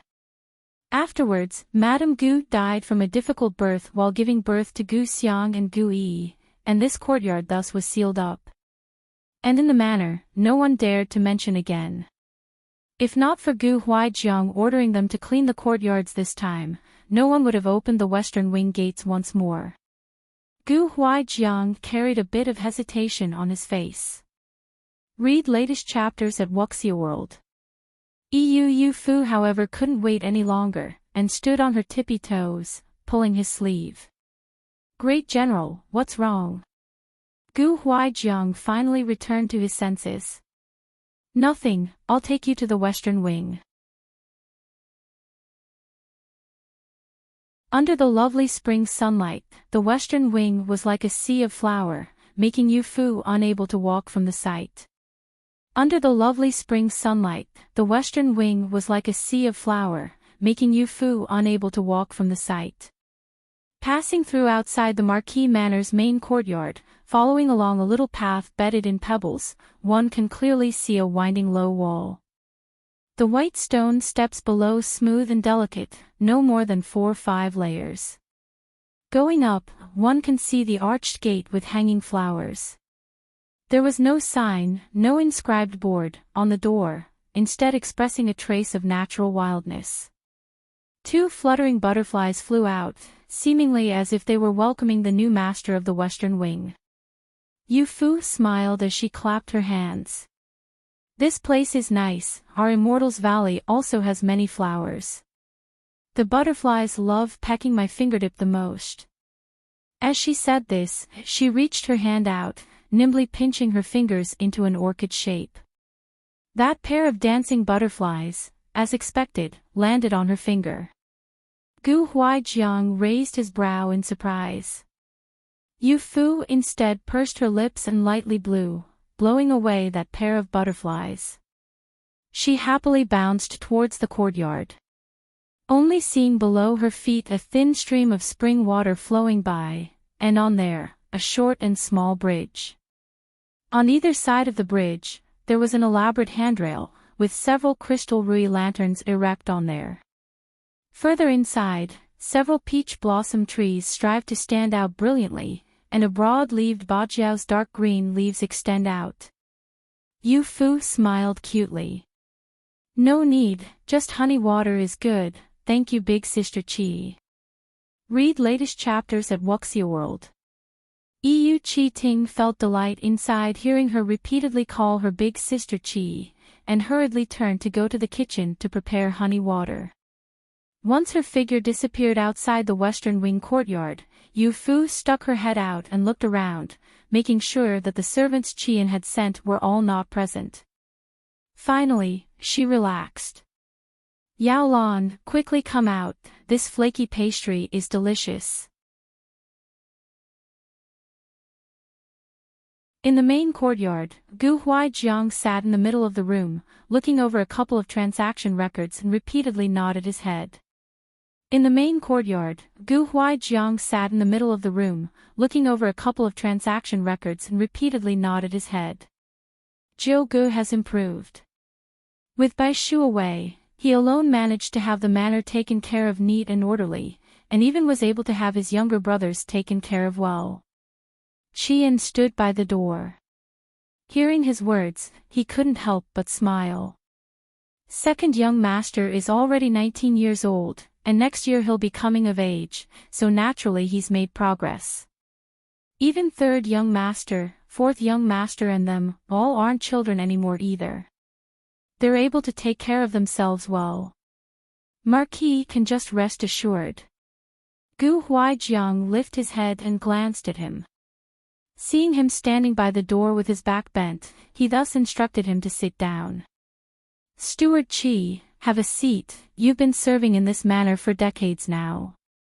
You have more dignity than the young masters, no need to be this meticulous. Qian didn't humbly decline either and smilingly sat down halfway on the round chair below. That's right, Marquis, don't know what dishes Miss Yu Fu likes to eat. This old servant has already ordered the kitchen to prepare extra dishes, just don't know if they will suit Miss Yu Fu's taste. Speaking of Yu Fu, Gu Huaijiang affectionately smiled. No worries, she still isn't too familiar with our Eastern Ling's cuisine. Let her have a taste of all the different kinds of dishes of the imperial capital. That way, in the future, she'll know what she likes to eat and what she doesn't like to eat. Qian couldn't help but feel astonished inside. Could it be that Miss Yu Fu, she previously didn't live in the Eastern Ling borders? She previously had been living in the Immortals Valley the whole time. That is a place at the intersection of the 3 countries. There, the 3 countries' custom, etiquette, food and so on all mix together. That's why she's still somewhat different from our Eastern Ling's young ladies. Qian finally understood. No wonder this old servant felt Miss Yu Fu was exceptionally lively and cute. Unlike the other upper-class noble family misses, who were all restricted since young to be gentle and quiet. As for whether gentle was good, or lively was good, he momentarily couldn't say either. But judging from Gu Huaijiang's complexion, he clearly felt lively was good. No, it's possible that as long as it was Yu Fu, regardless whether it was gentle or lively, he would all like. Qian glanced towards the outside. The sky was gradually darkening, the sun slowly inclining towards the west. It's almost time. This old servant will order someone to go invite Miss Yu Fu and the young masters to come dine right away. Qi Ting lead Yu Fu out of the western wing. It was even the same path from when they came. Passing through a small pebbled path, they arrived at the main courtyard. Gu Huaijiang's character and temperament was broad-minded, possessing elegance. His dwelling's slender jade bamboo was dense like a forest. Yu Fu looked around, while continuously nodding in her head. This wasn't far off from how she'd imagined Gu Huaijiang's residence to be. Qi Ting's expression was somewhat unhappy. From time to time, she would turn her head to look behind her. Yu Fu's little hand lead along a girl that was about the same size as her. This was a little girl that had appeared out of nowhere. Qi Ting had just went to the kitchen to pour some honey water, and came back seeing this little girl happily eating flaky pastries together with Yu Fu. She was both alarmed and annoyed that this unknown wild girl actually stole her place. Great General. Before Yu Fu even walked into the main hall, she already shouted for Gu Huaijiang, causing the servants serving below the corridor all look towards her. Eastern Ling was a country strict on etiquette. Yu Fu's behavior was somewhat rude. But when everyone saw the smile on her face, they all disregarded her mannerless conduct, instead feeling that she was very innocent and lively. Gu Huaijiang also didn't feel it was rude in the slightest. He liked Yu Fu's sweet voice carrying a smile and calling him Great General the most. When the footsteps approached, Gu Huaijiang eagerly raised his head, yet saw walking in Yu Fu holding the hand of an unfamiliar little servant girl. That little servant girl also appeared to be only 11 or 12, wearing plain and simple clothes. Her round face carried a shy but sincere smile. Great General, she's Yaolan, the Yaolan that I told you about before. Gu Huaijiang momentarily couldn't remember, but afterwards, as if suddenly coming to realization, pointed to Yaolan in shock. You're saying, she's that maid that's been serving you since you were little, Yaolan? Yu Fu happily nodded her head. But why would she appear here? An Immortals Valley's little servant girl soundlessly appeared in the Marquis Manor, and moreover, not a single manor guard detected her presence. How was this possible? Gu Huaijiang slightly knitted his brows and looked towards Qian. Qian naturally was aware that this matter was of great concern and thus hurriedly bowed to acknowledge his mistake. He was the manor's head steward. Anything that happens in the manor were all his responsibility. Seeing the situation, Yu Fu thought that Gu Huaijiang was angry, and thus reached her hand behind her back to tightly grasp Lan Yao's hand, indicating for her to not be scared. Great General, are you angry? As soon as Gu Huaijiang looked down, he saw Yu Fu's innocent pair of eyes, carrying a bit of panic. He quickly smiled and explained to her, pacifying her mood. No, I was just curious. How did she appear in the Marquis Manor? Qi Ting lowered her head in shock. Just feeling that Gu Huaijiang's look just now was just like her father, Qi Zhou's, whenever he was coaxing her. But Qi Zhou was just a steward of the Marquis Manor, while Gu Huaijiang was Eastern Ling's dignified Great General Marquis that was below one and above thousands. How could he be this doting towards an illegitimate daughter? Qian was already accustomed to seeing and wasn't surprised. From when Gu Huaijiang helped clean the fragments out of her hair for her in front of Gu Xiang and Gu Yi, Qian had already understood his doting. Seeing him not get angry, Yu Fu finally let out a smile in relief. What's so strange about this? My master is the medicine god. If he wants to stuff a servant girl into the Marquis manor, there were lots of ways. Great General doesn't need to worry. I suppose, master is just worried about me, that's all. Gu Huaijiang nodded. He had brought Yu Fu from the borders near Immortals Valley all the way to Eastern Ling's imperial capital. Sun Qi, as her master, being worried, is also reasonable. It's exactly as Yu Fu said. As the dignified god of medicine, for him to want to stuff a little servant girl into the Marquis manor, it indeed wasn't difficult. He rather helplessly shook his head. What is your master thinking? Wanting for you to descend the mountain to train, yet also arranging a fake mother and a servant girl by your side. Where was this anything like training? When Yao Lan heard these words, she looked to Gu Huaijiang in confusion. Training? So this was what Yu Fu said to them. Yu Fu pulled on Yao Lan's hand behind her, indicating for her to not expose her. She stuck out her tongue, but I'm this small, coming down the mountain alone to train, wasn't that just looking for death? That is also true. She'd just exited the mountains, when her hired mother got scared away by the troops, and she herself also got kidnapped back by old Jean. Read latest chapters at Wuxia World. EU. If she'd encountered bad guys, afraid she would have long gotten into trouble. Don't worry, with me here, you can train however you like in Eastern Ling. You can even walk sideways. Gu Huaijiang carefully avoided her flower bud hair and patted the top of her head with a smile, his appearance exceptionally gentle. T/N, the releases for this novel will slowly pick up faster as time goes on. I'm still trying to work out a good work schedule to balance everything. Gu Huaijiang and Yu Fu's talk of something Immortals Valley, and something. Gu Huaijiang and Yu Fu's talk of something Immortals Valley, and something Shifu, training, and whatnot made Qian and Qi Ting both confused. Wasn't Yu Fu Gu Huaijiang's illegitimate daughter on the outside?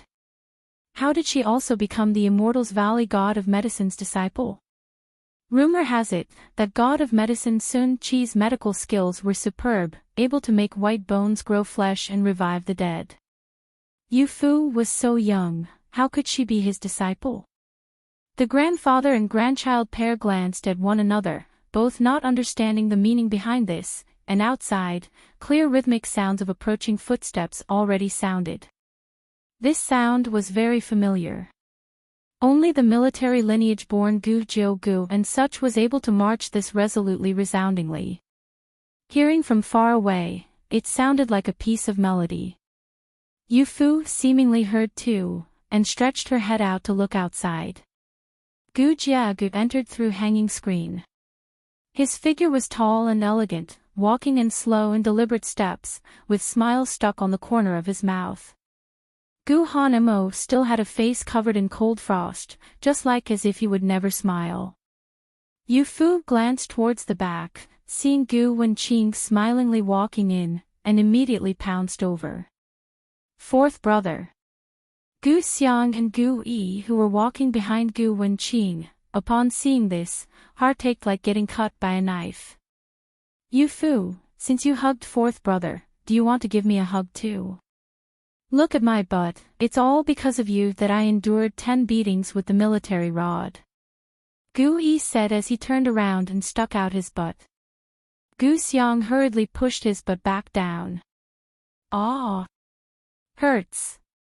Gu Yi cried out and was just about to yell at Gu Xiang, asking why he pushed his butt, when he suddenly saw Gu Xiang giving him a look. Then did he finally notice Gu Huaijiang looking at him very disapprovingly, very much with the intention of giving him another 10 beatings with the rod. He could only obediently stand still on the spot. Yu Fu thought for a moment, then went up and gave Gu Xiang a hug. Gu Xiang, who got hugged, was overwhelmed by the sudden favor. He quietly glanced at Gu Huaijiang's face, and seeing him not get angry, finally reached out and hugged Yu-Fu back. Unfortunately, Yu-Fu was too short, her head only reaching his chest, so he could only hug up to Yu-Fu's neck. Fu-Yu got up and made a face at Gu-Yi. Fourth brother took me to eat lunch, fifth brother gave me snacks.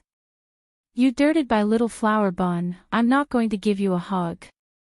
As she spoke, she even made pouting sounds, making even Gu can't help but laugh. He suddenly felt somewhat regretful. If he'd known, he would have taken Yu-Fu to go eat, and not ask her who her mother was. Now great, the one Yu-Fu liked the most wasn't him. This realization made Gu very disheartened. Gu Hanmo still had a cold face, but he flitted Gu a glance and suddenly hooked the corner of his mouth. Among us 6 brothers of the Marquis Manor, it has always been second brother that's most liked by girls, but Yu-Fu likes fourth brother the most. Second brother must be very hurt. Life is hard enough as it is, don't rub it in. These words, could it be that Gu Hanmo didn't understand? The corner of Gu Ji's brow twitched. He was born good-looking and was used to winning the favors of girls. There has still never been a girl that didn't fall for him. Who knew that today, he would get laughed at by Gu Hanmo, this unapproachable ice face? He sarcastically retorted, third brother isn't liked by girls anyways, this bit is still the same. Gu Hanmo's cold face instantly turned awkward. While these 2 brothers were whispering to one another here, on Yu-Fu and Gu Yi's side, the 2 were also intensely arguing. Yet, Gu Wei-Qing and Gu Xiang who were in the middle carried a cheerful expression on their faces. Getting hugged by Yu-Fu was just like directly running into a lump of cloud, soft and fluffy. Taking a bit, one would discover that it was actually sweet cotton candy. If every day they can get hugged by Yu-Fu, how beautiful would life be? No wonder Gu Yi wanted to live together with Yu-Fu, and for this, even got punished by Gu Huaijiang with the military rod. Alright, all of you have a seat at the table. I have some important matters to announce to you all. Gu Huaijiang smilingly watched Yu-Fu and Gu Yi make noise, feeling this was precisely the kind of warm scene he and his wife had wanted in the past. They only had sons at home. If there was a little daughter, the atmosphere definitely would have been completely different. Sure enough, the usual solemn mealtime atmosphere, with Yu-Fu present, instantly lightened up. Everyone, although all didn't talk, their faces all carried a smile, waiting for Gu Huaijiang to announce the important matters. Gu was more interested in Yu-Fu's mother's current whereabouts. If she really was Gu Huaijiang's outside mistress, then she should be brought back and given a yin-yang title, so as to take care of his everyday life. In the vast Eastern Ling, where was there a man like Gu Huaijiang, who has reached the highest official position, widowed for many years, unwilling to remarry, and didn't even have a single concubine? Gu Huaijiang cleared his throat. I've already told you all today, from now on, Yu-Fu will be your younger sister. In the future, she is the manor's 7th miss, my foster daughter in name, do you all understand? Foster daughter in name, then what was she in actuality? The part everyone wanted to hear the most, Gu Huaijiang instead didn't say. Gu Xiang and Gu Yi were both still young in age, seeing Gu Huaijiang seemingly not planning explaining Yu-Fu's origins, impatiently scratched their ears. During the day, they'd asked Yu-Fu once before too. Yu-Fu only said she came from the Immortals Valley, and her mother got lost. But to force Gu Huaijiang to say it, they didn't dare either, and could only cast their gazes towards Gu Jiugu. Eldest brother wasn't here, so he was the eldest among the young masters at the moment. If one has to ask, then it should be him asking. Getting stared at by several burning gazes, Gu Jiugu had no choice but to look towards Gu Huaijiang. Father, we all want to know, what is Yu-Fu's real identity? If she really is of father's blood, asking father to please tell us clearly. Fu Yu's eyes were currently staring at a pair of phoenix-tail butterfly shrimp. Hearing Gu Jiuji's words, she laughed out with a pft. She although didn't say anything, the smiling expression in her eyes, everyone all understood. Turns out she wasn't really of Gu Huaijiang's blood. Everyone all couldn't help feeling somewhat disappointed. Gu Huaijiang glanced at Yu Fu. He originally wanted to give everyone a misconception, letting them feel that Yu Fu was his illegitimate daughter. After all, a non-blood-related foster daughter, and an actually blood-related foster daughter, were worlds apart. He didn't want others to slight Yu Fu because of this. Gu Huaijiang swept a glance at everyone, his gaze turning solemn. Yu Fu, although isn't of my blood, she is still my lifesaver. She is the god of medicine Sun Qi's disciple. This time at the borders, during a battle with Western Kuan, I got struck with a poison arrow. It was Yu Fu who saved my life. Although there is no blood relations, but if I'm to find out that you all don't treat her as a younger sister because of this, I absolutely won't forgive easily. Read latest chapters at Wuxia World. EU. Everyone quickly lowered their heads, responded with yes. The smile on Gu Jiuji's face grew stronger and glanced towards Gu Xiang and Gu Yi, seeing them both in high spirits too. Actually, Yu Fu not being their actual biological younger sister seemed a little more fun. T/N, I'm actually not sure how the release schedule for this is going to go. It's most likely going to be sporadic at the moment, but I don't plan on abandoning it. After dinner, Yu Fu returned to the western wing, sitting cross-legged together with Lan Yao on the coach, whispering to one another. After dinner, Yu Fu returned to the western wing, sitting cross-legged together with Lan Yao on the coach, whispering to one another. Princess, Prink, sh. What princess? No princess, this place is Eastern Ling, you better not shout the wrong things. Yu Fu hurriedly interrupted Lan Yao's words, stretching out her little head to look outside. Fortunately, Qi Ting said she was going to draw hot water for her bath and still haven't returned yet. Lan Yao lowered her head and let out an oh. Her round little face was very serious. Then Prin. Miss, why did you follow Marquis Gu to the imperial capital then? The medicine god just wanted to let you head to the farming village at the foot of the mountain to hide for 10 days to half a month. Once those scouts that came leave, you can return to the valley. Who knew that you'd actually get taken away by the Eastern Ling soldiers? After the medicine god heard, he was very angry. Using the word angry completely wasn't enough to describe Sun Qi's fury. At the time, he was clearly grinding his teeth and stamping his foot, nearly ruining his own white gown and long sleeves.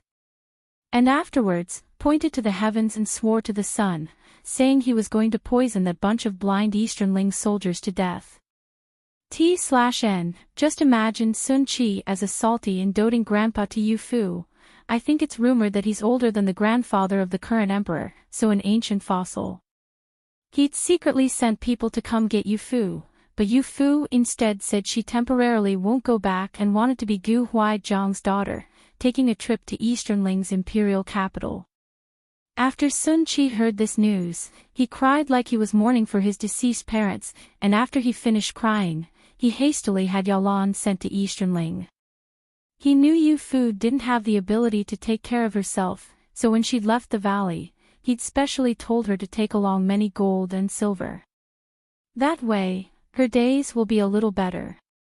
Yu Fu stuck out her tongue. It's still not safe at the foot of the mountain. Those people have been investigating for this many years, yet wasn't able to get any results. This time, they definitely won't give up easily. I don't want to involve Master, so it's best to hide far, far away. Yaolan nodded her head, half understanding. So when Marquis Gu wanted to let people assume you're his illegitimate daughter, you deliberately objected, also because you're afraid of involving Marquis Gu? Yu Fu originally was playing with her little pigtails by her ears. Hearing these words, she turned her head and earnestly used her eyes to point to the decorations in the western wing. Look at how good the great general treats me. Although he's repaying me for saving his life, I'm still unwilling to involve him, so it's best to draw the lines clearly. Besides, even if she didn't have the identity of Gu Huaijiang's illegitimate daughter, just based on those treasures and valuables she brought out from Immortal's Valley, it was still more than enough for her to live her days. Yao Lan somewhat heart-achingly looked to Yu Fu. She was still really young and her birth was noble, yet she understood how to think for others. Really hard for one to not like her. She suddenly smiled and took off her outer coat. Miss, don't worry, if you don't have enough, I still have more here. She removed her outer coat and shook it. The silver and gold ingots rolled out from the pockets and filled the couch, making Yu Fu dumbstruck at the sight. This much, could this also be? Yao Lan firmly nodded. Aside from the medicine god Sun Qi, who else would be this high-handed, daring to stuff two little girls full of gold and silver? Miss, time to wash up. Qi Ting just happened to walk in at this time. She carried a large basin in her hands, and rolling hot steam emitted from the basin. Upon seeing Yao Lan and Yu Fu sitting together on the couch, displeasure appeared in her eyes. A girl from the wilderness actually daring to sit together with the master on the couch, really lacking in manners. So what if she was a veteran servant by Yu Fu's side? Based on background and seniority, she, Qi Ting, was the first-rank servant girl of Western Wing, all right. Others all needed to stand back. Yao Lan, since you've come to our Marquis Manor as a servant, then you should abide by our Marquis Manor's rules. Our rules here are different from that Something Valley. Servant girls can't sit on the couch together with their master, do you understand? Qi Ting wrung the handkerchief from the basin and handed it to Yu Fu. As she casted sidelong glances at Yao Lan, her tone high and condescending. Yu Fu placed the handkerchief to her face, but feeling it slightly scalding, she thus brought it down. Big Sister Qi, Yao Lan only serves in my room. It's fine as long as her etiquette is good outside. It doesn't need to be that uptight here at my place. Not just Yao Lan, but Big Sister you too. Yu Fu persuaded with a smile, then placed the handkerchief to her face again. She grew up in the Immortal's Valley since she was small and didn't pay close attention to rules. Towards Yao Lan, she didn't regard her as a servant either, but rather like a friend, playing together and studying together. Towards Qi Ting, she also expressed this kindness, but the latter rather didn't feel grateful, and even began lecturing Yu Fu. Miss Yu Fu, you grew up in the wilderness since small, and also isn't of our Marquis' bloodline, presumably no one has taught you rules before, right? No worries, right now, Marquis has taken you in to be his daughter and has also let me come serve you. I will slowly teach you the rules. Yao Lan naturally also have to abide by these rules too.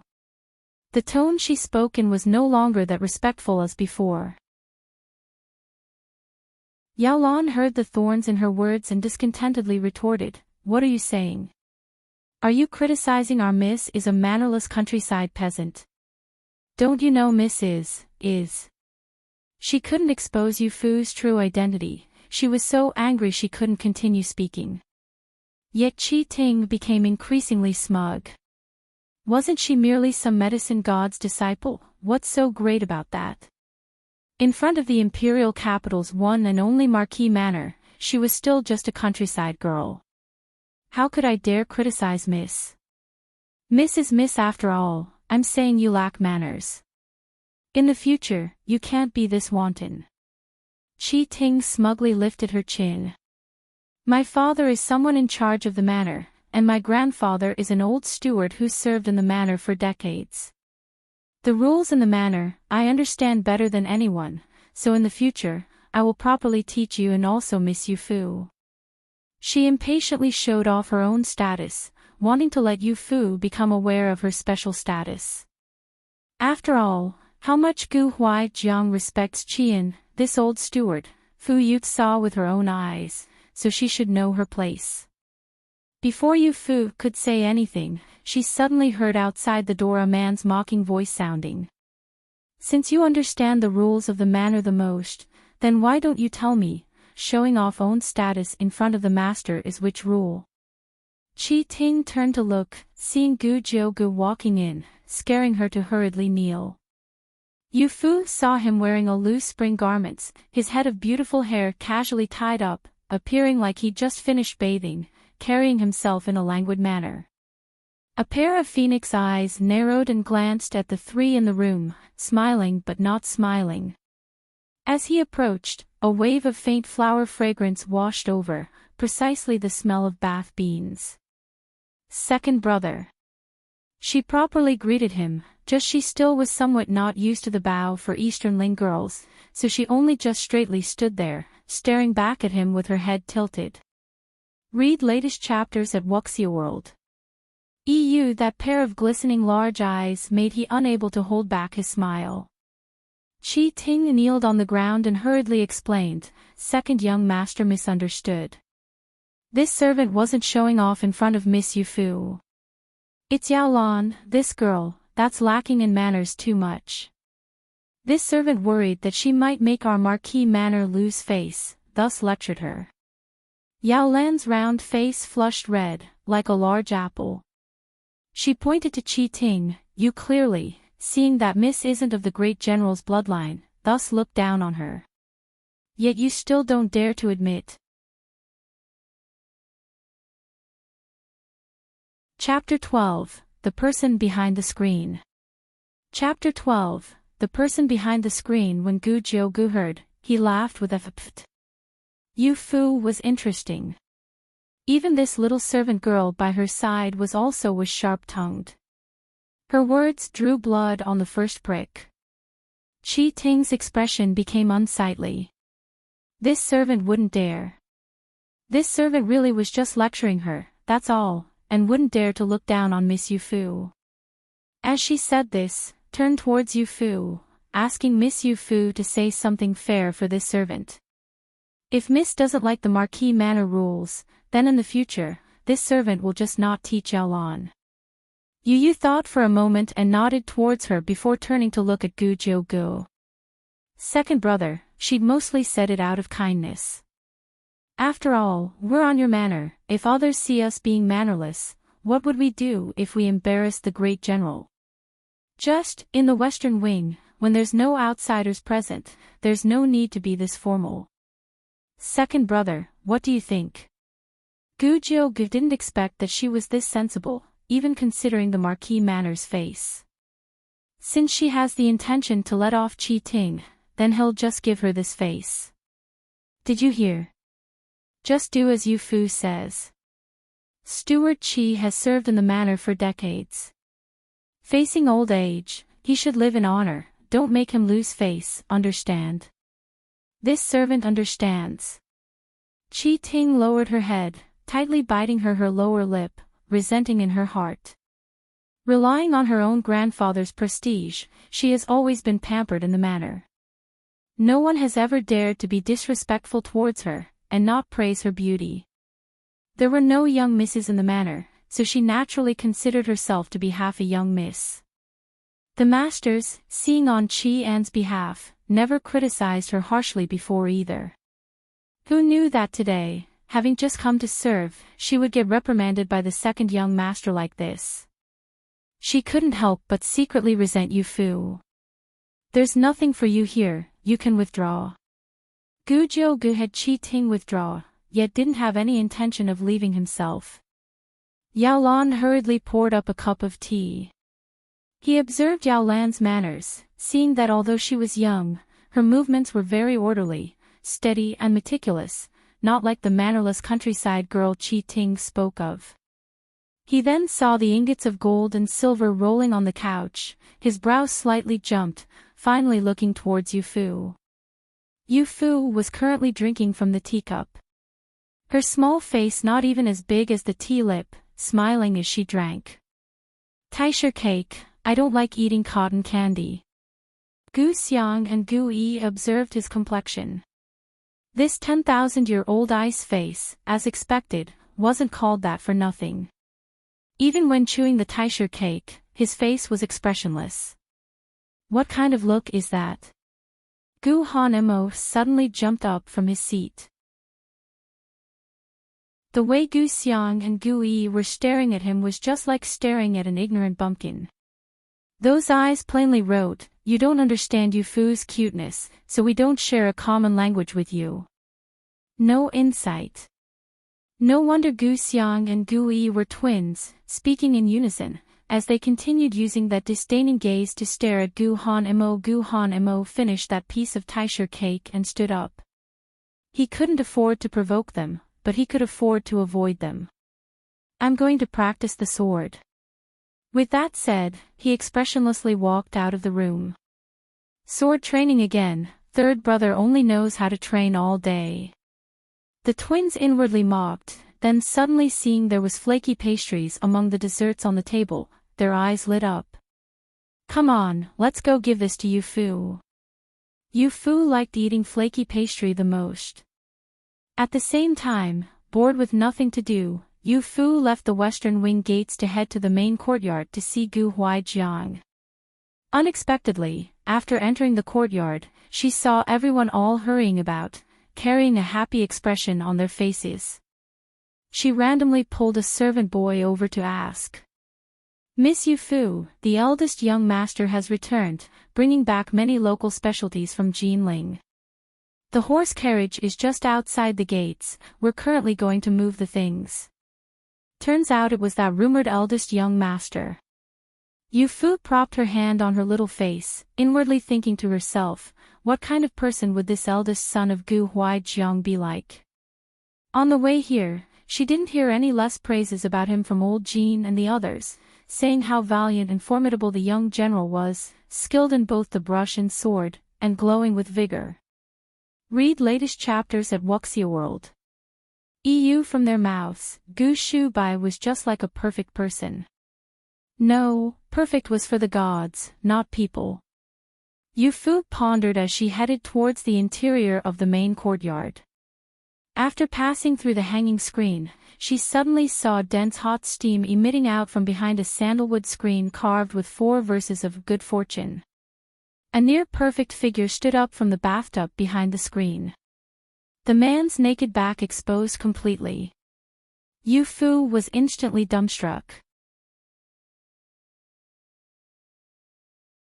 Chapter 13, Big Brother. From Yu Fu's angle, she could only see the man's muscular bare back through the screen cracks. Wide shoulders, narrow waist, delicate and graceful, his spine perfectly straight like an upright pine tree. Like a creator's meticulously carved and delicately cut piece of art.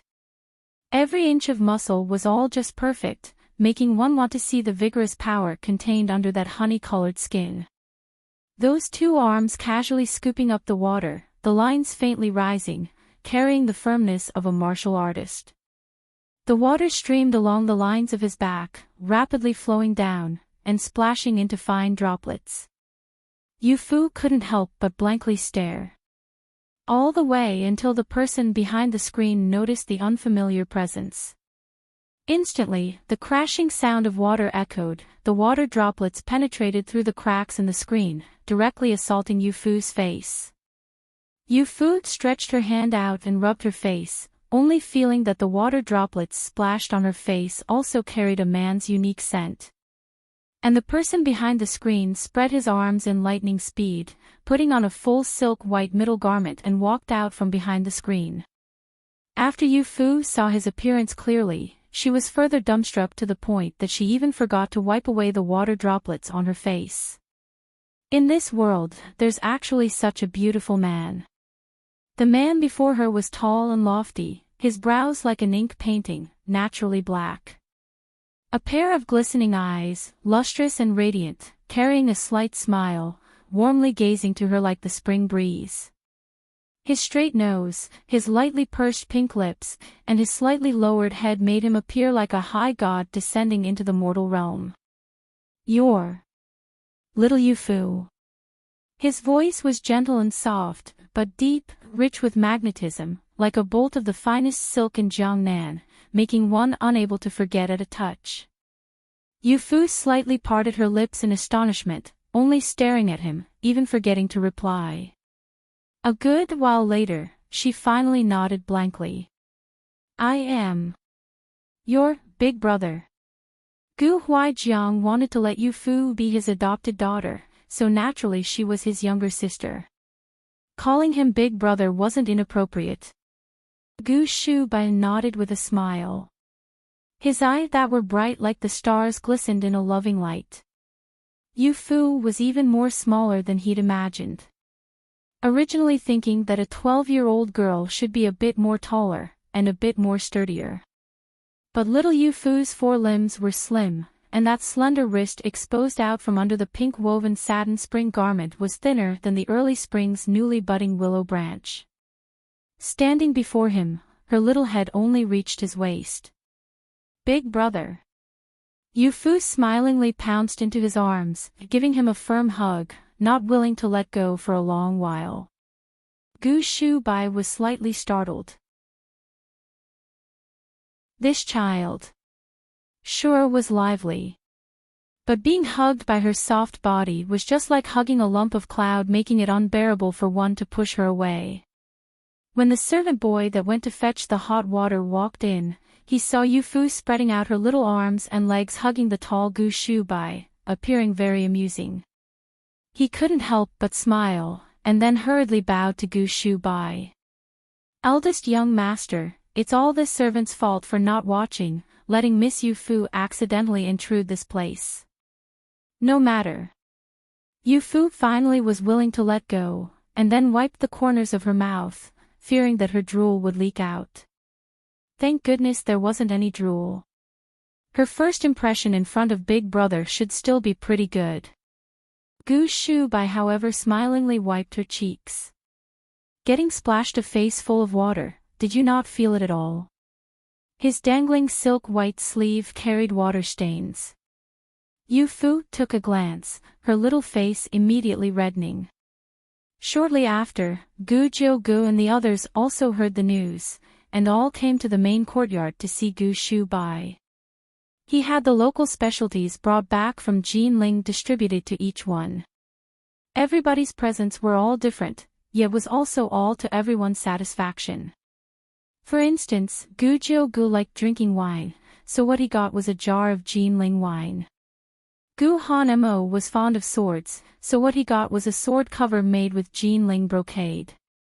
Everyone all thanked him one after the other, only seeing Gu Shu by turning to take out a long box, and handing it to Yu Fu. Yu Fu lifted her head in surprise, looking to him with widened eyes, her eyelashes blinking. She didn't know that she also had a share. When I was in Jinling, I'd received a letter from the manor, learning that father had brought back a little girl, and thinking that girls all like clothes and accessories, I thus brought you a few bolts of Jinling's embroidered brocade. He reached out and unfastened the copper button. The box opened before everyone. The brocade fabric inside was lustrous and brilliant, beautiful like sunset clouds in the sky. Gu Xiang and Gu Yi let out a gasp in surprise. Eldest brother is really generous. This Jinling brocade is known as an inch of brocade, an inch of gold. Just a small piece is already worth a considerable amount. Eldest brother actually gave Yu Fu several bolts. That sword cover you gave third brother doesn't even use that much material. Gu Huaijiang just happened to walk out from the inner room. Hearing Gu Yi's words, he lightly snorted at once. Our Gu Marquis manor has always been strict in raising sons, and pampers daughters. What are you all doing comparing with Yu Fu, a little girl? With that said, he looked towards Gu Shubai. You did really well, these brocades must have cost quite a bit. Steward Qi, go to the storage and retrieve the equivalent amount of money, and send it to the heir's room. Gu Shubai hurriedly smiled to stop him. Father, there's no need for these expenses, this son is able to bear. His greeting gift to his younger sister, how can he let father reimburse him? Gu Jiu interrupted with a laugh. Father doesn't need to worry about the money for eldest brother. Eldest brother is the Gu Marquis Manor's heir after all, in addition to strict in raising sons. This much money, he's still able to afford. The crowd joked and laughed around. Yu Fu lightly stroked the brocade in the box, smiling both tenderly and sweetly. Thank you, big brother. Gu Jiu keenly raised his brow. Second brother, third brother, fourth brother, Yu Fu has always addressed them as such. How come when it came to Gu Shubai, it became big brother? T/N, by her usual pattern, she's supposed to call him eldest brother, but instead calls him de Gij, which is big brother, a more intimate address. The crowd however didn't pay attention to this nuance, each sitting down, listening to Gu Shubai recount some news from Jinling.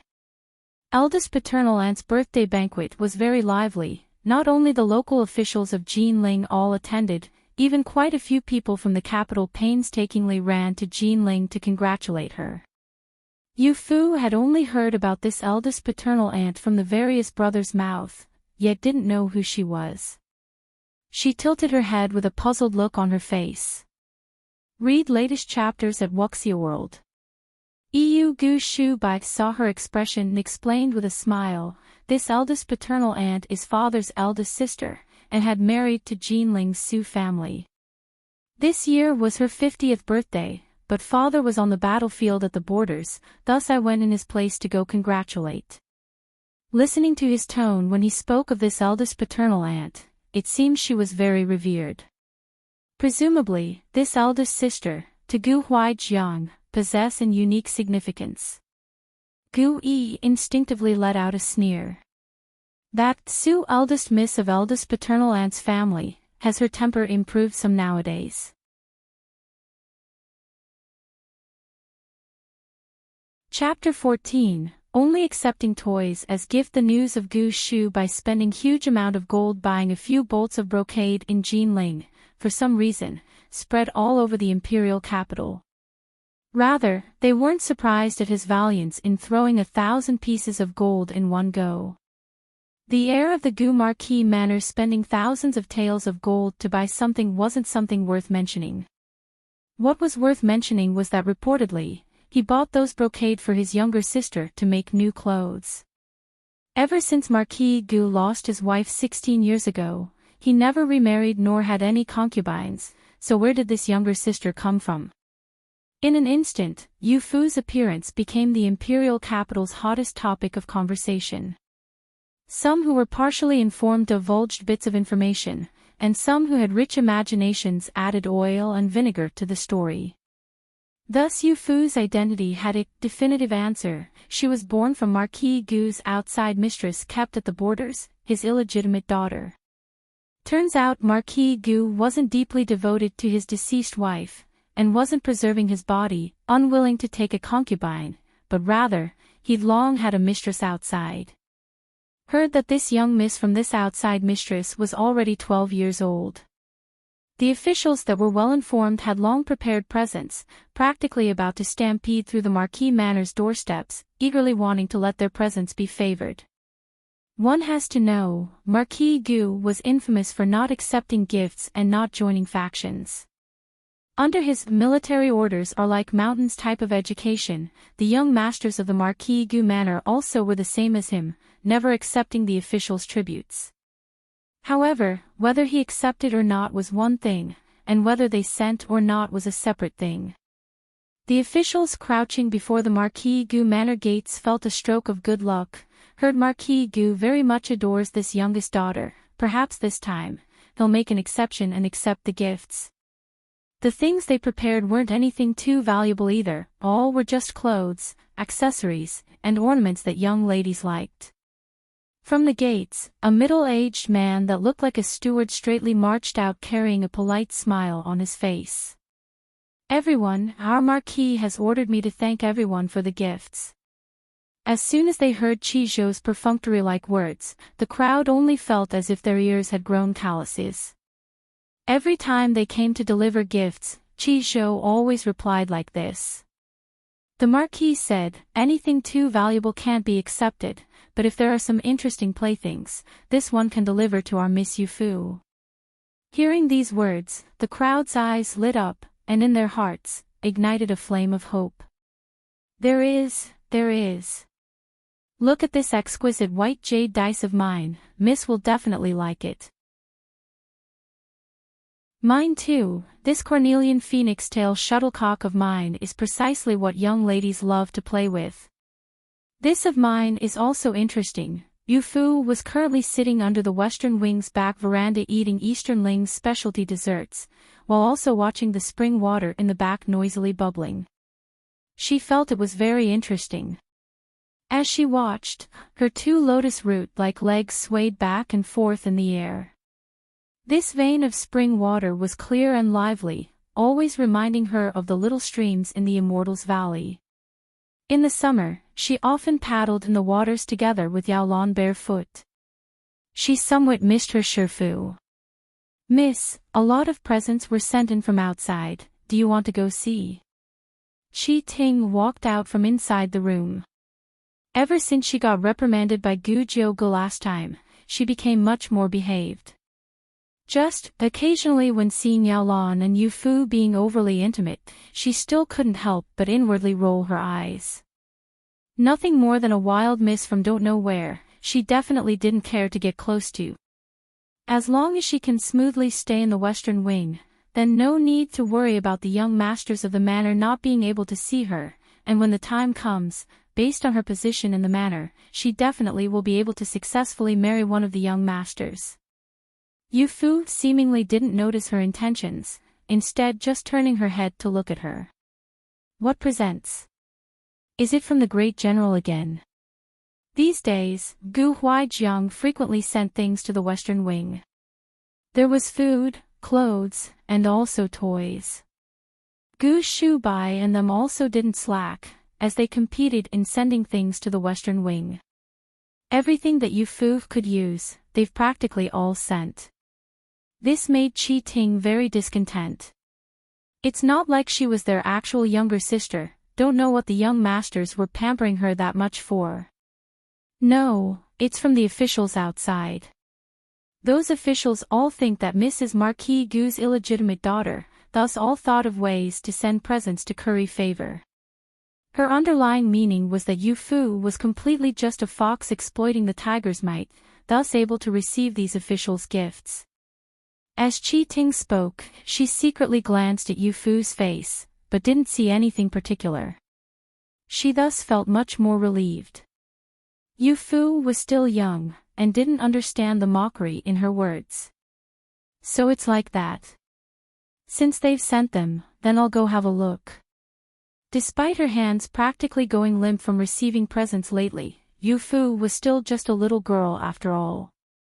Hearing there were presents, she still can't help but feel delighted. The one that delivered the presents was Qi Zhou. Seeing Yufu, he bowed to her with a smile, and then ordered the servants to have the presents brought up. After seeing the presents, Yufu let out a "wah" in exclamation. In the hands of 7-8 servant boys were all presents, brimming to the edge, making one worry that the presents might fall to the ground at any time. However, her worries were excessive. The servants of Marquis Gu Manor were all well trained, and very quickly had all the presents orderly arranged by categorizes, piling into a small mountain on the table. Uncle Qi, are these presents all for me? Getting called uncle by her, Qi Zhou instinctively blanked. After returning to his senses, he felt as if honey melted in his heart, the sweetness seeping into the bottom of his heart. His smile also unconsciously became much more gentle. Yes, Miss Yufu. Just keep anything you like, and if there's anything you don't like, just let Qi Ting come tell me, I'll come and have them taken care of. When Qi Zhou said, taken care of, it was just like saying he was taking care of trash and whatnot. Yufu couldn't help but giggle, inwardly thinking, the Gu Manor's style really was honest, even Qi Zhou, a steward, all had that bit of a clean and honest character. His father Qian, head steward Qi, was also a loyal and devoted old servant, the family's upbringing very excellent. Unfortunately, Yu Fu's dark pupils turned, as she pursed her lips, ultimately not voicing the words in her heart. Unfortunately, Qi Ting didn't inherit her grandfather and father's steadiness and loyalty, instead having an extra trace of frivolousness from being raised pampered. Seeing her not saying anything, Qi Zhou respectfully continued, "Actually, I came today for one more thing. It's to bring Steward Li's wife to come meet Miss Yu Fu." Read latest chapters at Wuxia World. EU Steward Li's wife. Yu Fu tilted her head and looked behind Qi Zhou. Sure enough, she saw an elderly woman. She had a medium figure, with her hair combed in a clean and tidy married woman style, and carried a smile on her face. Seeing Yu Fu gazing at her, she thus walked forward, and graciously performed a formal curtsy. "Greetings, Miss Yu Fu." Chapter 15, Western Wing's new people. Just now, when Qi Zhou introduced her, he said she was Steward Li's wife. Yu Fu knew, in the manor, aside from Qian, this head steward, there were 10 to 20 other stewards, separately in charge of the matters in various places. For example, Qi Zhou was also one of them. However, he was Qi An's son, so Gu Huaijiang had the intention of letting him take Qi An's place and become the head steward of the manor. That's why the things Qi Zhou were in charge of was comparatively more than the others, and was also a little more dignified than the others as well. Since she was the wife of a steward, then presumably she too had some face in the manor. Yu Fu thought for a moment and then personally went forward to help her up. "Aunt Li, no need to be this formal, quickly get up." When she heard the words "Aunt Li," the delight on her face nearly overflowed, as she looked to the little Yu Fu before her with affection. Seeing her looking like delicately carved jade, and the radiance in her eyes both playful and witty, she became ever more fond of her. "Miss Yu Fu, are you comfortable in the Western Wing? Because there's 2 little people here serving you. Steward Qi had me come take care of Miss, and also bring a few more servant girls and servant women over for Miss to pick out." Aunt Li gave a meaningful glance towards the door, and the crowd walked in a line. Separately it was 4 servant girls in front, and 4 servant women in the back. There were also 10 some rough labor servant girls and servant women waiting under veranda that didn't come in.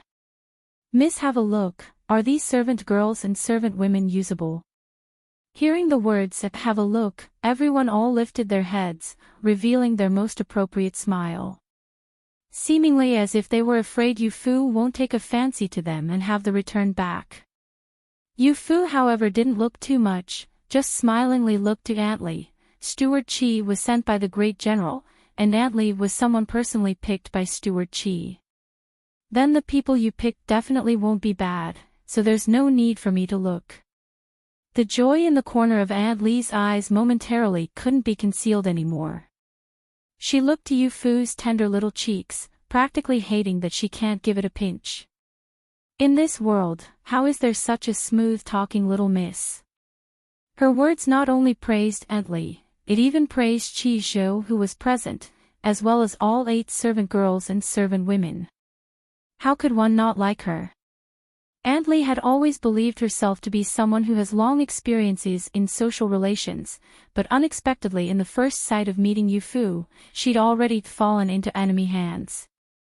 No wonder the Marquis and the young masters all pampered her that much. "Yes, then we'll just go according to Miss's intention and have them all stay. Let me introduce them to Miss, this is Qian Mama, this is..." Seeing Aunt Li getting along very well with Yu Fu, Qi Zhou thus silently withdrew. After he left, Yu Fu sized up the 4 servant girls. The 2 in front were a little older, approximately 15-16 years old, about the same as Qi Ting. The 2 in the back were slightly younger, also about 13-14 years old. "You're called Lian Zhu, and you're called Lian Bai."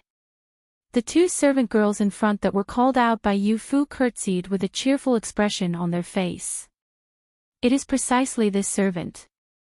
Yu Fu held one in each hand, helping them get up. She looked to Lian Zhu's slightly plump figure and her smooth and round face. Big sister Lian Zhu appears round like pearl and sleek like jade, just like a top-quality southern sea pearl. Calling you Lian Zhu is perfect. T/N, the Zhu in Lian Zhu's name means pearl. Then, she looked towards Lian Bai. Her figure was slim, and she was also slightly taller than the average girl. Big sister Lian Bai's figure is slender, just like an upright jade bamboo. Calling you Lian Bai also can't be more fitting. T/N, the Bai in Lian Bai's name means green jade. As for the two little servant girls in the back, the one called Yinling, Silver Bell, her voice was crisp and clear, perfectly matching the sound of a silver bell.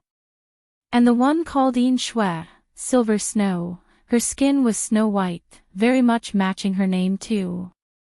Yu Fu had the four all looked over, their names and characteristics matching perfectly. She instantly had them all memorized. The four all felt strangely happy after getting looked over by her. The words of praise from her mouth really made one respect her from the bottom of their hearts. Such a young age yet already treats people this generously, making it difficult to not like her. Aunt Li smilingly said, "It's good that Miss likes, it's good that Miss likes." Yu Fu had Yao Lan and Qi Ting called over too, letting them meet with Aunt Li as well as the other four. "Aunt Li, this is Yao Lan who has served by my side ever since I was little. When I was at the Immortals Valley, it was her that took care of me. Although she is young, but don't worry, she understands the rules." Yu Fu said with a serious expression, fearing that Aunt Li will be like Qi Ting, insisting on teaching Yao Lan rules. Aunt Li's heart was already stolen away by Yu Fu, so how could she still say any words of objection, repeatedly nodding her head as she listened. "I'm not worried. Having been trained by Mrs. Side since childhood, even if her age is small, she certainly must be a sensible good girl, just like Miss." With that said, she turned around and said to Lian Zhu and them, "Miss Yao Lan's age is the smallest, but she's already taken care of Miss for many years. Based on seniority, she's a senior to you all. You all better not bully her because of her age. If I hear of it, I won't let you all off easily." Everyone answered in unison. Yu Fu gratefully glanced to Aunt Li, and even Yao Lan's impression of Aunt Li increased by a lot. Looks like the servants of the Gu Manor weren't really all the same as Qi Ting, frivolous and rude. Qi Ting rather arrogantly walked over, her gaze bluntly sweeping over the four servant girls. Seeing that Lian Zhu was smooth and beautiful, seemingly even prettier than herself, she immediately became unhappy. Aunt Li has been in the manor for a long time, so naturally she recognized Qi Ting. Normally, seeing on behalf of Qi Yin and Qi Zhou, she didn't look after her any less either. "Qi Ting, you're the oldest here, and also the first to come serve at Mrs. Side. In the future, you'll need to look after the others a little. Don't worry, Aunt Li." After receiving these words, Qi Ting produced a mischievous thought inside, feeling as if she herself had instantly gotten a few more people to serve her, increasingly showing off her authority as she glanced to them. Lian Zhu and the others were also all houseborn servants, also having grown up in the manor, just their parents weren't as respected as Qi Ting's. Right now, everyone was serving Miss together in the western wing, so who was more noble than who? Qi Ting's gaze and demeanor made the four of them all feel uncomfortable inside, yet on their face, they didn't dare show it. Aunt Li swept a glance at the four of them, carrying a slight smile on her face, unknown as to what she was thinking. After a while, she turned to Yu Fu. "Miss most likely has also figured it out. In our Easternlings' noble manners, there's an unwritten rule. The servant girls' names are all matched in pairs. Lian Zhu and Lian Bai are a pair, and Yin Ling and Yin Shui are a pair. Just Qi Ting and Miss Yao Lan." As soon as Qi Ting heard these words, she immediately wanted to rebuke, but Yu Fu stealthily beat her to it. Still with a childish tone. "Aunt Li, Yao Lan's name, I've called for 7 to 8 years already. If she were to suddenly change her name into something else, then I won't be used to it." Qi Ting's mind sounded in a bang. Yao Lan can't change her name, then that means she'll have to change her name to match Yao Lan's. How can that be? How can she change her name to follow a feral girl's? This definitely won't do. Read latest chapters at Wuxia World. Aunt Li looked upon Yu Fu's gaze.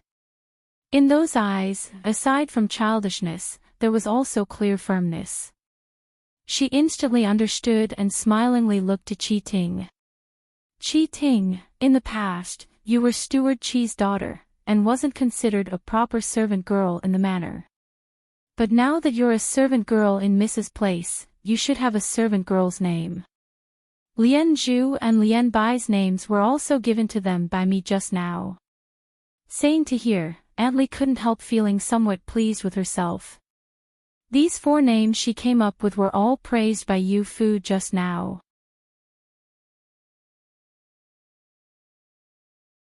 Sure enough, Aunt Li wanted to have Qi Ting's name changed, thus she became a little unhappy. She knew that this Aunt Li, while appearing quite warm and kind, was actually very stubborn and resolute in her actions. It was because of this that Qi Zhou would choose her to handle the matters in the Western Wing. Arguing with this Aunt Li was likely futile. She could only turn her attention to Yu Fu. "Young Miss Yu Fu, this servant has grown up with this name. My grandfather and father both have the surname Qi, and they are both stewards in this manor. Could you be a little accommodating?" Upon hearing these words, Aunt Li immediately became unhappy. Even Lian Zhu's group of 4 could not help but pout. But showing consideration to Qian, they could not say anything about Qi Ting. They could only watch to see how Yu Fu would rule on this matter. She was young and had a gentle disposition, but it would be best if she was not swayed by Qi Ting. Everyone's eyes were focused on Yu Fu, but she was not someone who could be easily manipulated. She had her own scales to determine right and wrong. They saw her look at her sincerely with her large, bright eyes. "Sister Qi, I understand that you are reluctant to part with your name, but even Sister Lian Zhu and the others have changed their names. If you are the only one to not change, that would be too unfair to the others. The rules of this manor would also end up being ignored. Sister Qi, what do you think?" Normally, it was Qi Ting who would frequently speak about order and rules, as she would say that Yao Lan did not follow the rules and that she was a naughty girl. Today, she herself had been lectured by Yu Fu about the rules. As a result, she was left speechless. After Yu Fu finished speaking, she turned around and said to Aunt Li, "Aunt Li, for the sake of fairness, I should have allowed you to also change Yao Lan's name, but her name was given by an elder, my master. If it was changed, it truly would be unfair to my old master." She slightly bit on her pink lips and observed Lian Zhu's group with a hint of guilt. She felt that she had still caused a small amount of unfairness. Aunt Li saw her expression and was about to console her, but Lian Zhu's group was first to speak. "Young miss, don't say that. This is very fair. Sister Yao Lan has been with young miss since childhood. Young miss has grown accustomed to it, so why change it? We had our names changed in pairs, and it was for the sake of making things easier for young miss. What does everyone else think?" Lian Bai and Lian Mang were in agreement, as Yin Ling and Yin Shui copied them. They all expressed that this was the case. Aunt Li looked at the 4 servants that she had chosen and could not help but nod to show her approval. She felt that she really had keen eyes. These 4 servants really were understanding. It was just this Qi Ting. Aunt Li did not want to waste any words on her and directly said, "Then from this day forward, Qi Ting will have her name changed to Yao Hong. This name is pretty and will form a pair with Yao Lan. Sister Yao Hong."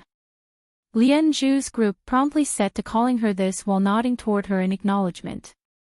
Qi Ting's expression, however, made it look as if she had a fly in her mouth that she could neither swallow nor spit out.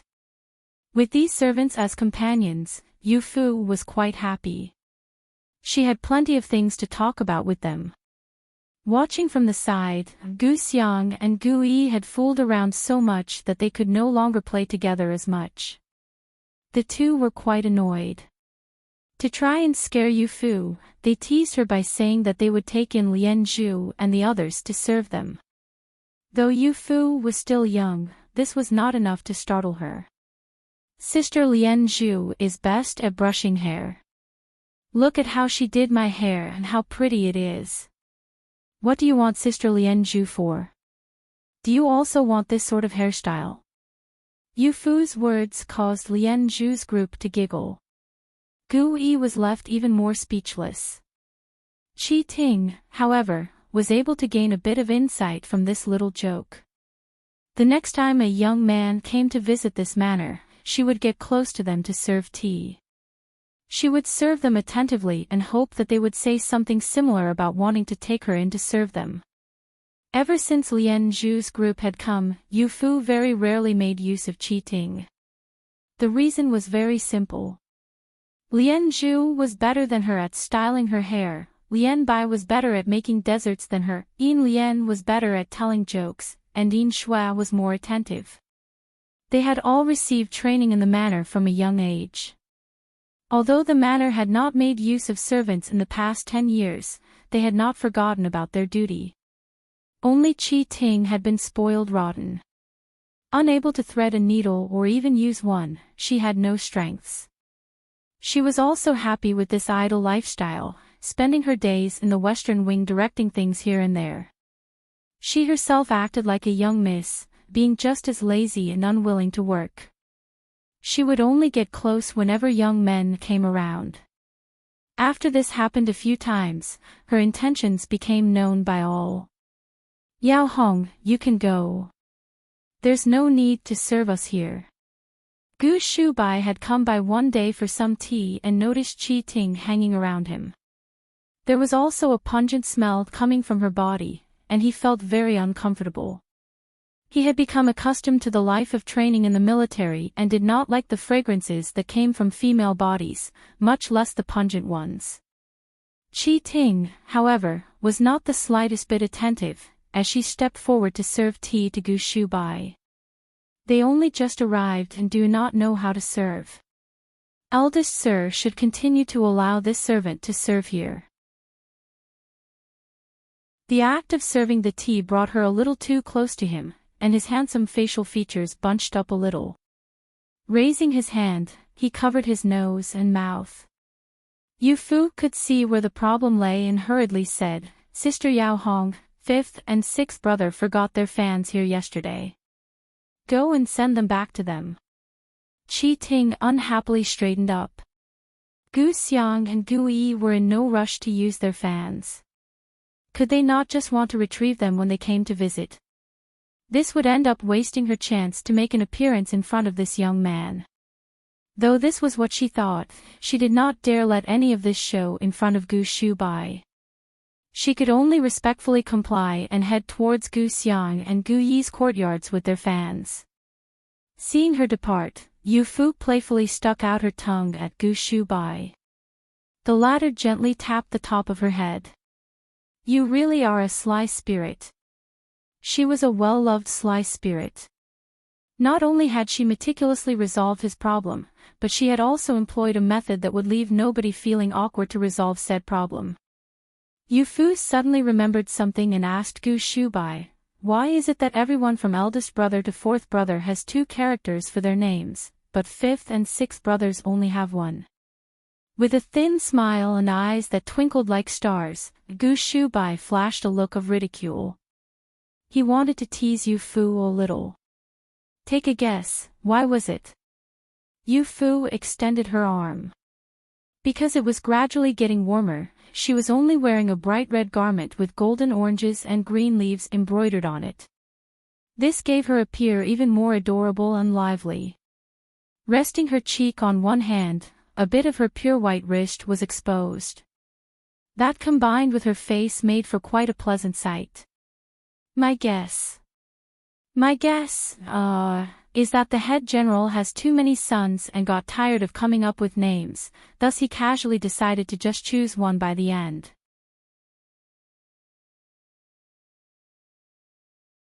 Little Yu-Fu, are you saying bad things about us behind our backs again? The sound of Gu Xiang and Gu Yi's voices suddenly came from outside the room.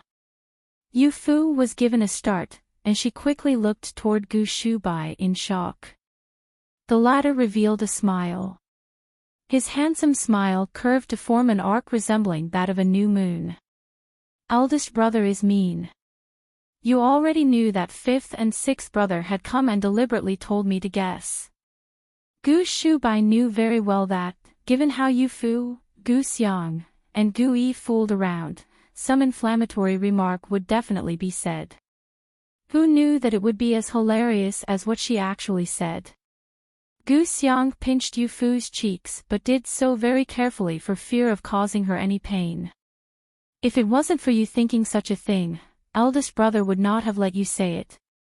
It's clear that you're looking down on us. Though Gu Xiang was saying some sullen stuff, he was smiling quite radiantly. Yu-Fu's little face was very springy and soft. It could be said to be perfectly described as very fragile. Ouch, ouch, ouch. Yu-Fu grimaced, and her large dark eyes fluttered. Tears seemed to be on the verge of spilling out. Gu Xiang hastily let go. Sure enough, a red print had been left on Yu-Fu's little pink face. Gu Shubai and Gu Yi cast murderous glances in his direction. I didn't put in any strength. It's little Yu-Fu's skin that was too tender. Gu Xiang had a look of having been wrongly accused. He wanted to help Yu-Fu rub her face, but the little girl had already been pulled away by Gu Shubai. Don't move. I'll rub it for you. Yu-Fu obediently stayed in his embrace, and her red face slowly began to recover. Seeing Gu Shubai gently rub her face with his finger, Gu Yi could not be any more envious. He also really wanted to help rub Yu-Fu's face. The servants stood to the side and watched the siblings fool around. They could not stop themselves from smiling. Qi Ting was the only one to feel very displeased from seeing Yu-Fu be shown so much favor. She was on her way with the fans when she saw Gu Xiang and Gu Yi walking over. In her heart, she had rejoiced that she would be able to be with all three young men at the same time. But the three were only willing to look at Yu-Fu. Father, there have been quite a few rumors regarding Yu-Fu in the capital recently. Has father heard anything? In the study in the outer yard, Gu Shubai reported some of the happenings in the military to Gu Huaijiang and also brought up Yu-Fu. Gu Huaijiang muttered to himself for a moment. He knew that the slightest sign of anything from the Marquis Gu's manor would become a topic of discussion for the people in the capital. That was even without someone like Yu-Fu. A large tree will deal with more wind. Our Marquis Gu's manor is very wealthy and must act a little more subtly. I have not yet reported the matter of Gu'er being shot by a poisoned arrow by someone from Shikuan. The matter of Yu-Fu, there's no need for anyone else to know too much.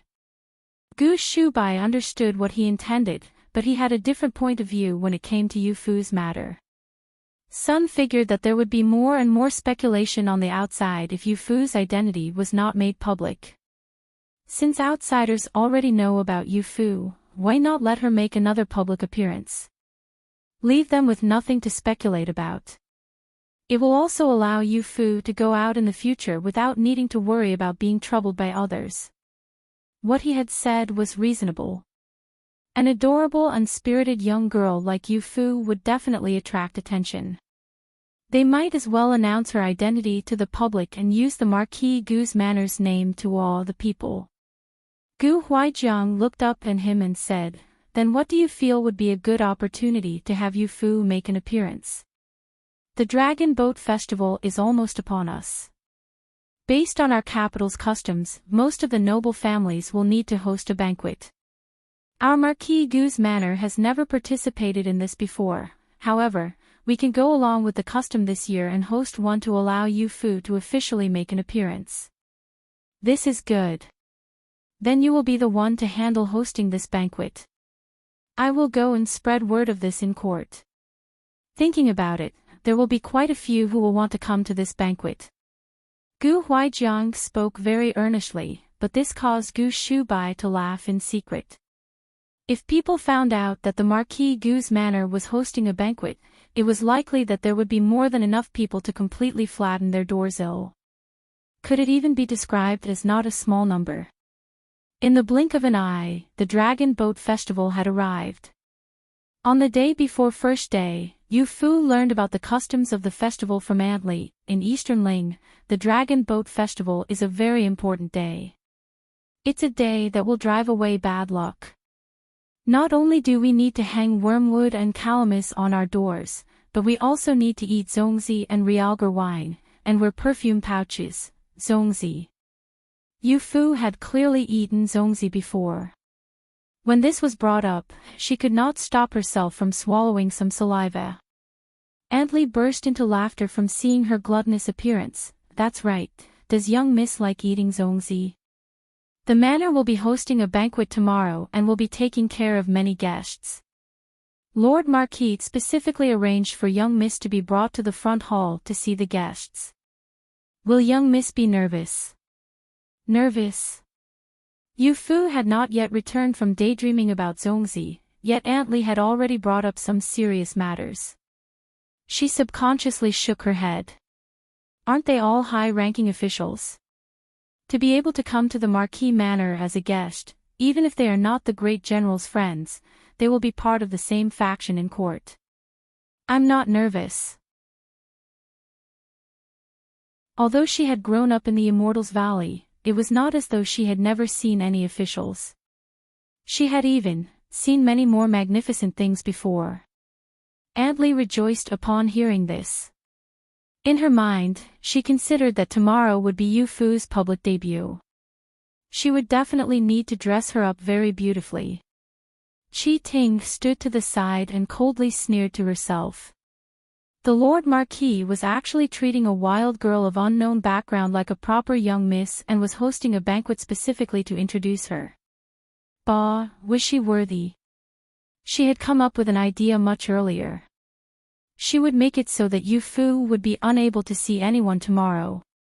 The next morning, Gu Xiang and Gu Yi woke up and ran over to the western wing quite early. They said that they wanted to personally hang the herbs on Yu Fu's door. Aunt Li, however, stopped them outside of Yu Fu's bedchamber, stopping them from going inside with a smile. Fifth young sir, sixth young sir, the young miss is currently putting on makeup. Do not enter for now. Please have a cup of tea and wait for a while.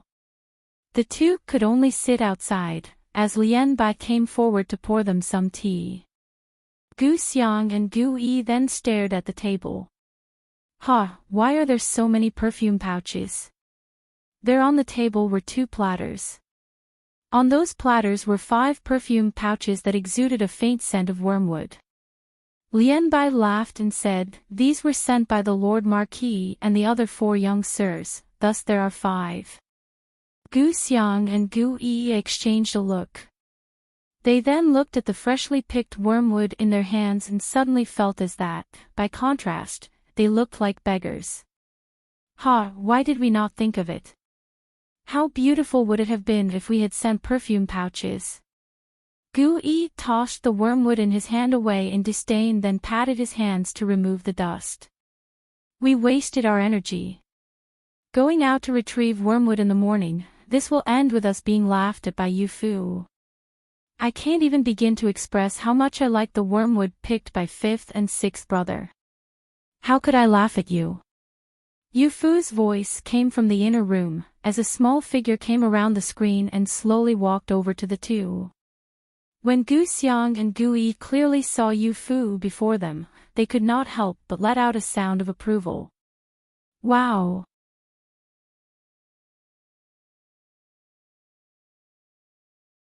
They saw Yu Fu wearing a pink, cloud-patterned brocade dress. The resplendent cloud-patterned brocade had been dyed pink, and its pink clouds were very eye-catching. Her fine and soft hair had been styled into 2 small buns, with one on each side. There were all manners of gems in her hair, and little silver bells hung down on both sides. With each step, the little silver bells quietly rang out. They made quite a pleasant sounding.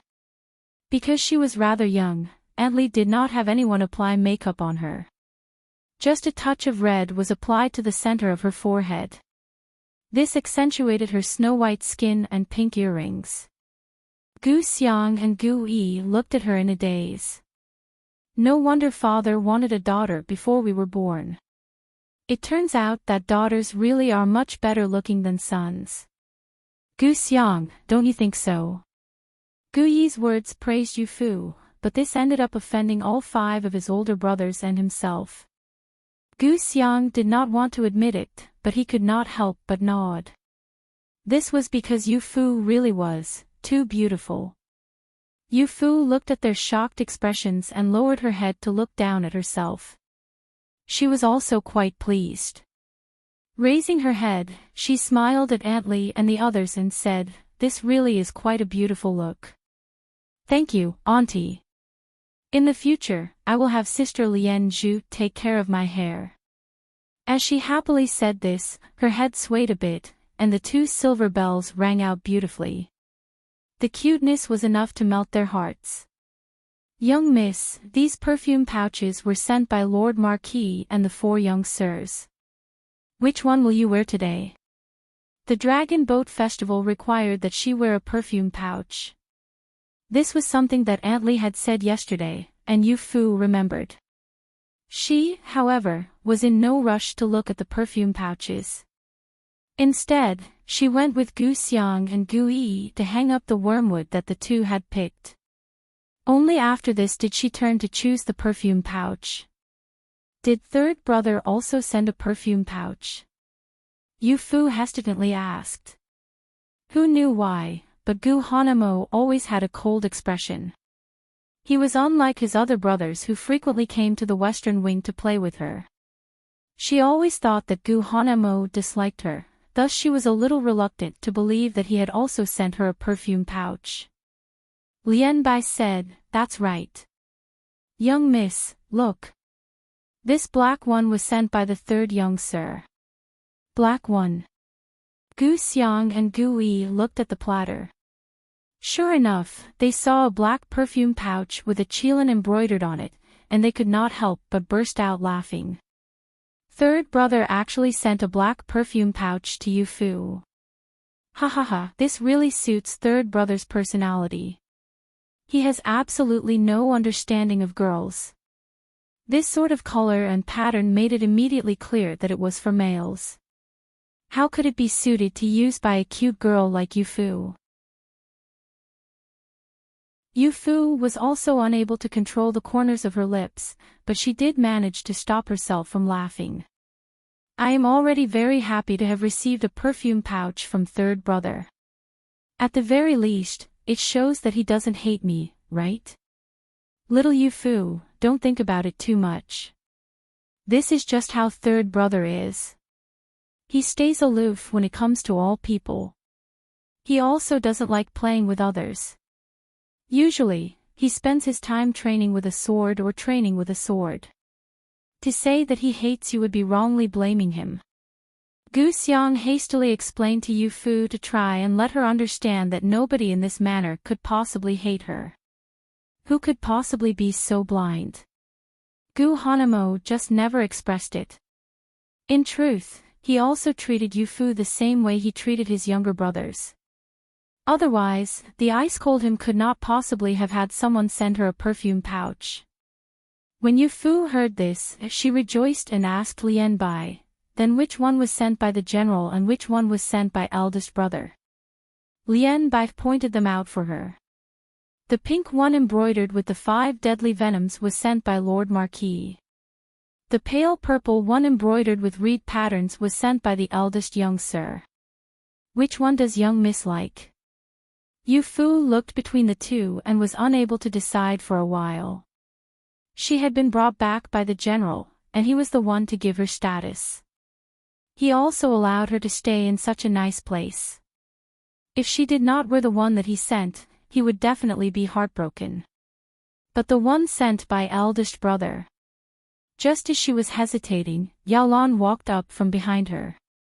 It seemed as though she understood what Yu Fu was thinking and secretly smiled. "Young miss, you are already wearing pink clothes. Wearing a pink perfume pouch would not look very good. It would be better to wear this purple one to match, don't you think?" Everyone heard this and thought it over carefully. They felt that Yaolan's words were a little reasonable. Who knew that she would have such good taste at such a young age?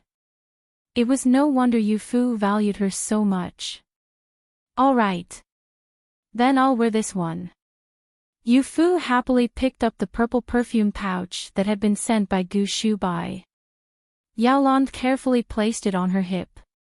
After it was put on, Yu Fu happily spun around. "Does it look good? Does it look good?" She rejoiced so much that it caused Gu Xiang and Gu Yi to feel suspicious. "Little Yu Fu, you clearly just wanted to wear the one that eldest brother sent, right?" "I could tell.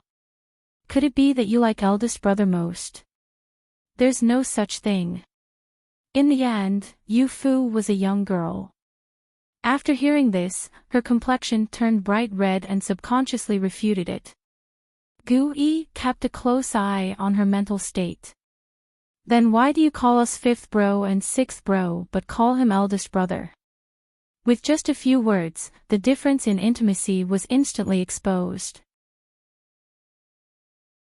Yu Fu puffed up her little cheeks, because eldest brother is a bit special. Others call eldest brother the heir and call you two young sirs. Why don't you say anything about that? Despite her young age, she had all kinds of excuses. Gu Xiang and Gu Yi exchanged a glance with the intention of teasing her. "Then do tell, aside from this, what else is special about eldest brother?"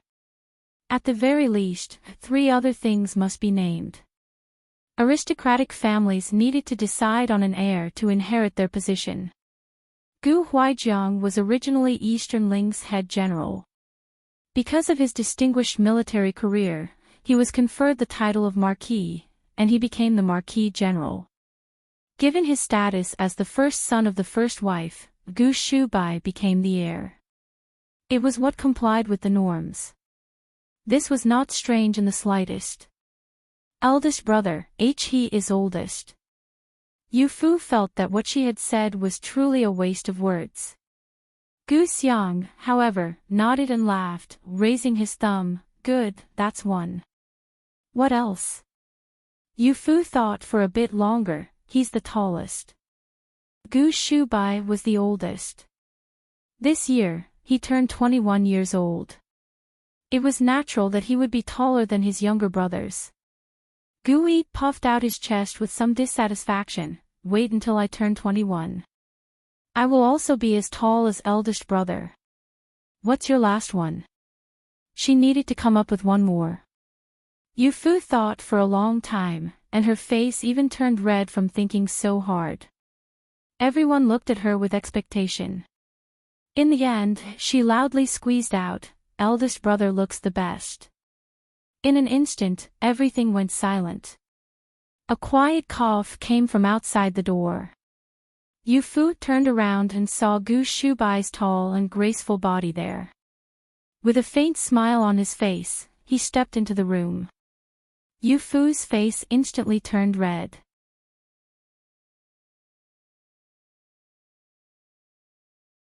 Seeing Gu Shubai walk in from the outside, Yu Fu had a feeling of having been caught doing something bad. Even with the smile lingering on his face, he did not neglect his manners. Yu Fu suddenly wanted to find a hole to crawl into. "I will go and hang up some wormwood for the general." Immediately after saying this, she ran out of the room, and Yaolan hastily followed her. However, she was stopped in the hall by Qi Ting. "You aren't familiar with the paths in the manor. I will go and chase the young miss. After saying this, she began to run after Yu Fu. Yaolong thought for a bit and considered that she really did not know the way, thus she could only let Qi Ting go. Ha ha ha. Gu Xiang and Gu Yi could not hold back their laughter.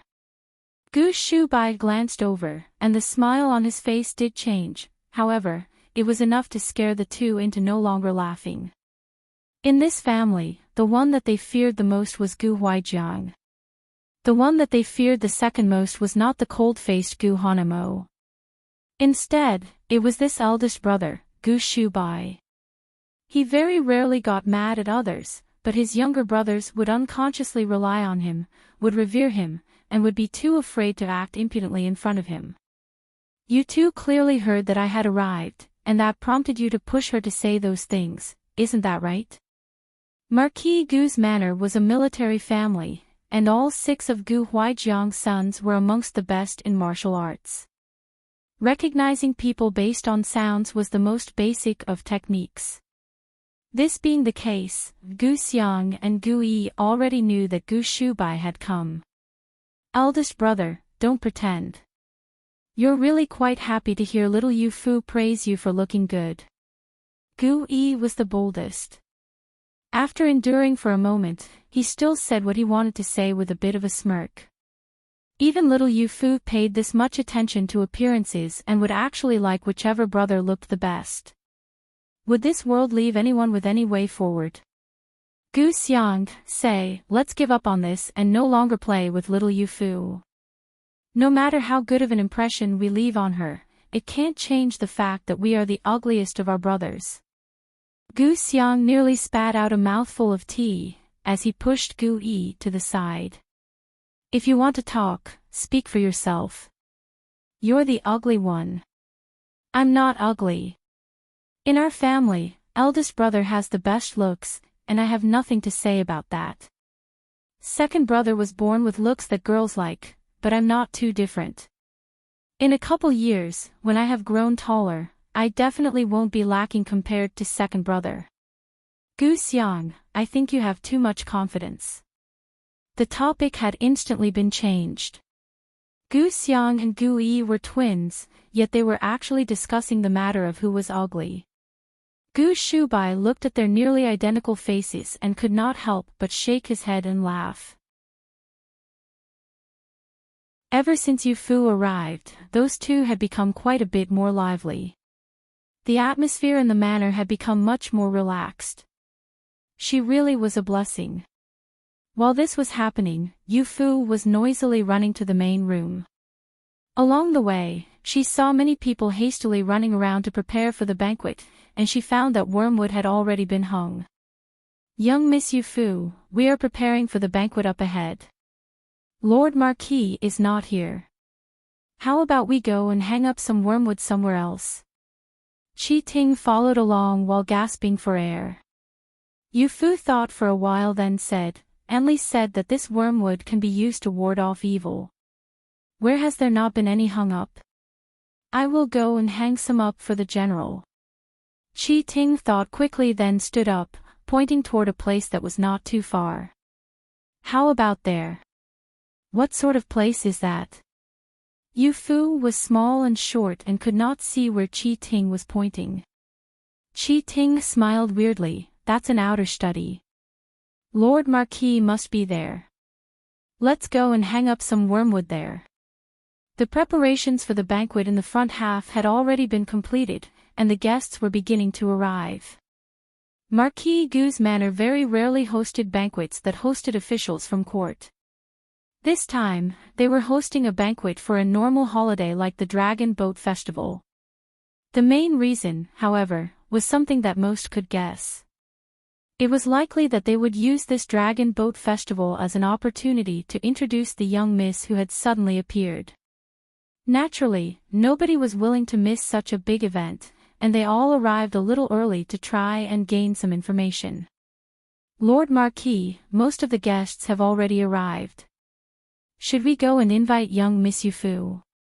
Qian entered to report, and Gu Huaijiang was presently seated and looking over the list of guests coming today. There, he happened to see the name Yin Shuo. Prime Minister Yin's son also came. That's right. The Yin family's eldest son and his father have different ways of handling things. Prime Minister Yin never treats Lord Marquis coldly nor warmly, but this eldest son is very amiable. He understands that he needs to get along well with the other officials in court. This is one area where he is better than Prime Minister Yin. As the head steward of the Marquis Manor, Qian had a good impression of Yin Shuo. It could be seen just how good he was at winning over others. Gu Huaijiang mumbled to himself for a bit but did not voice his own opinion. Go and invite young Miss Yu Fu over. Yes. Just as Qian set foot out of the door, he suddenly saw a servant hastily run over with a flustered look on their face. Lord Marquis, it's not good. Young Miss Yu Fu broke into your study and used a poison needle to hurt Qi Ting. What? Gu Huaijiang's brows slightly furrowed. Standing up from his seat, he immediately stepped out. Qian heard that Qi Ting had been hurt and became extremely nervous, thus he quickly followed along. Arriving at the outer study, they found Yu Fu with an arm forward to protect herself.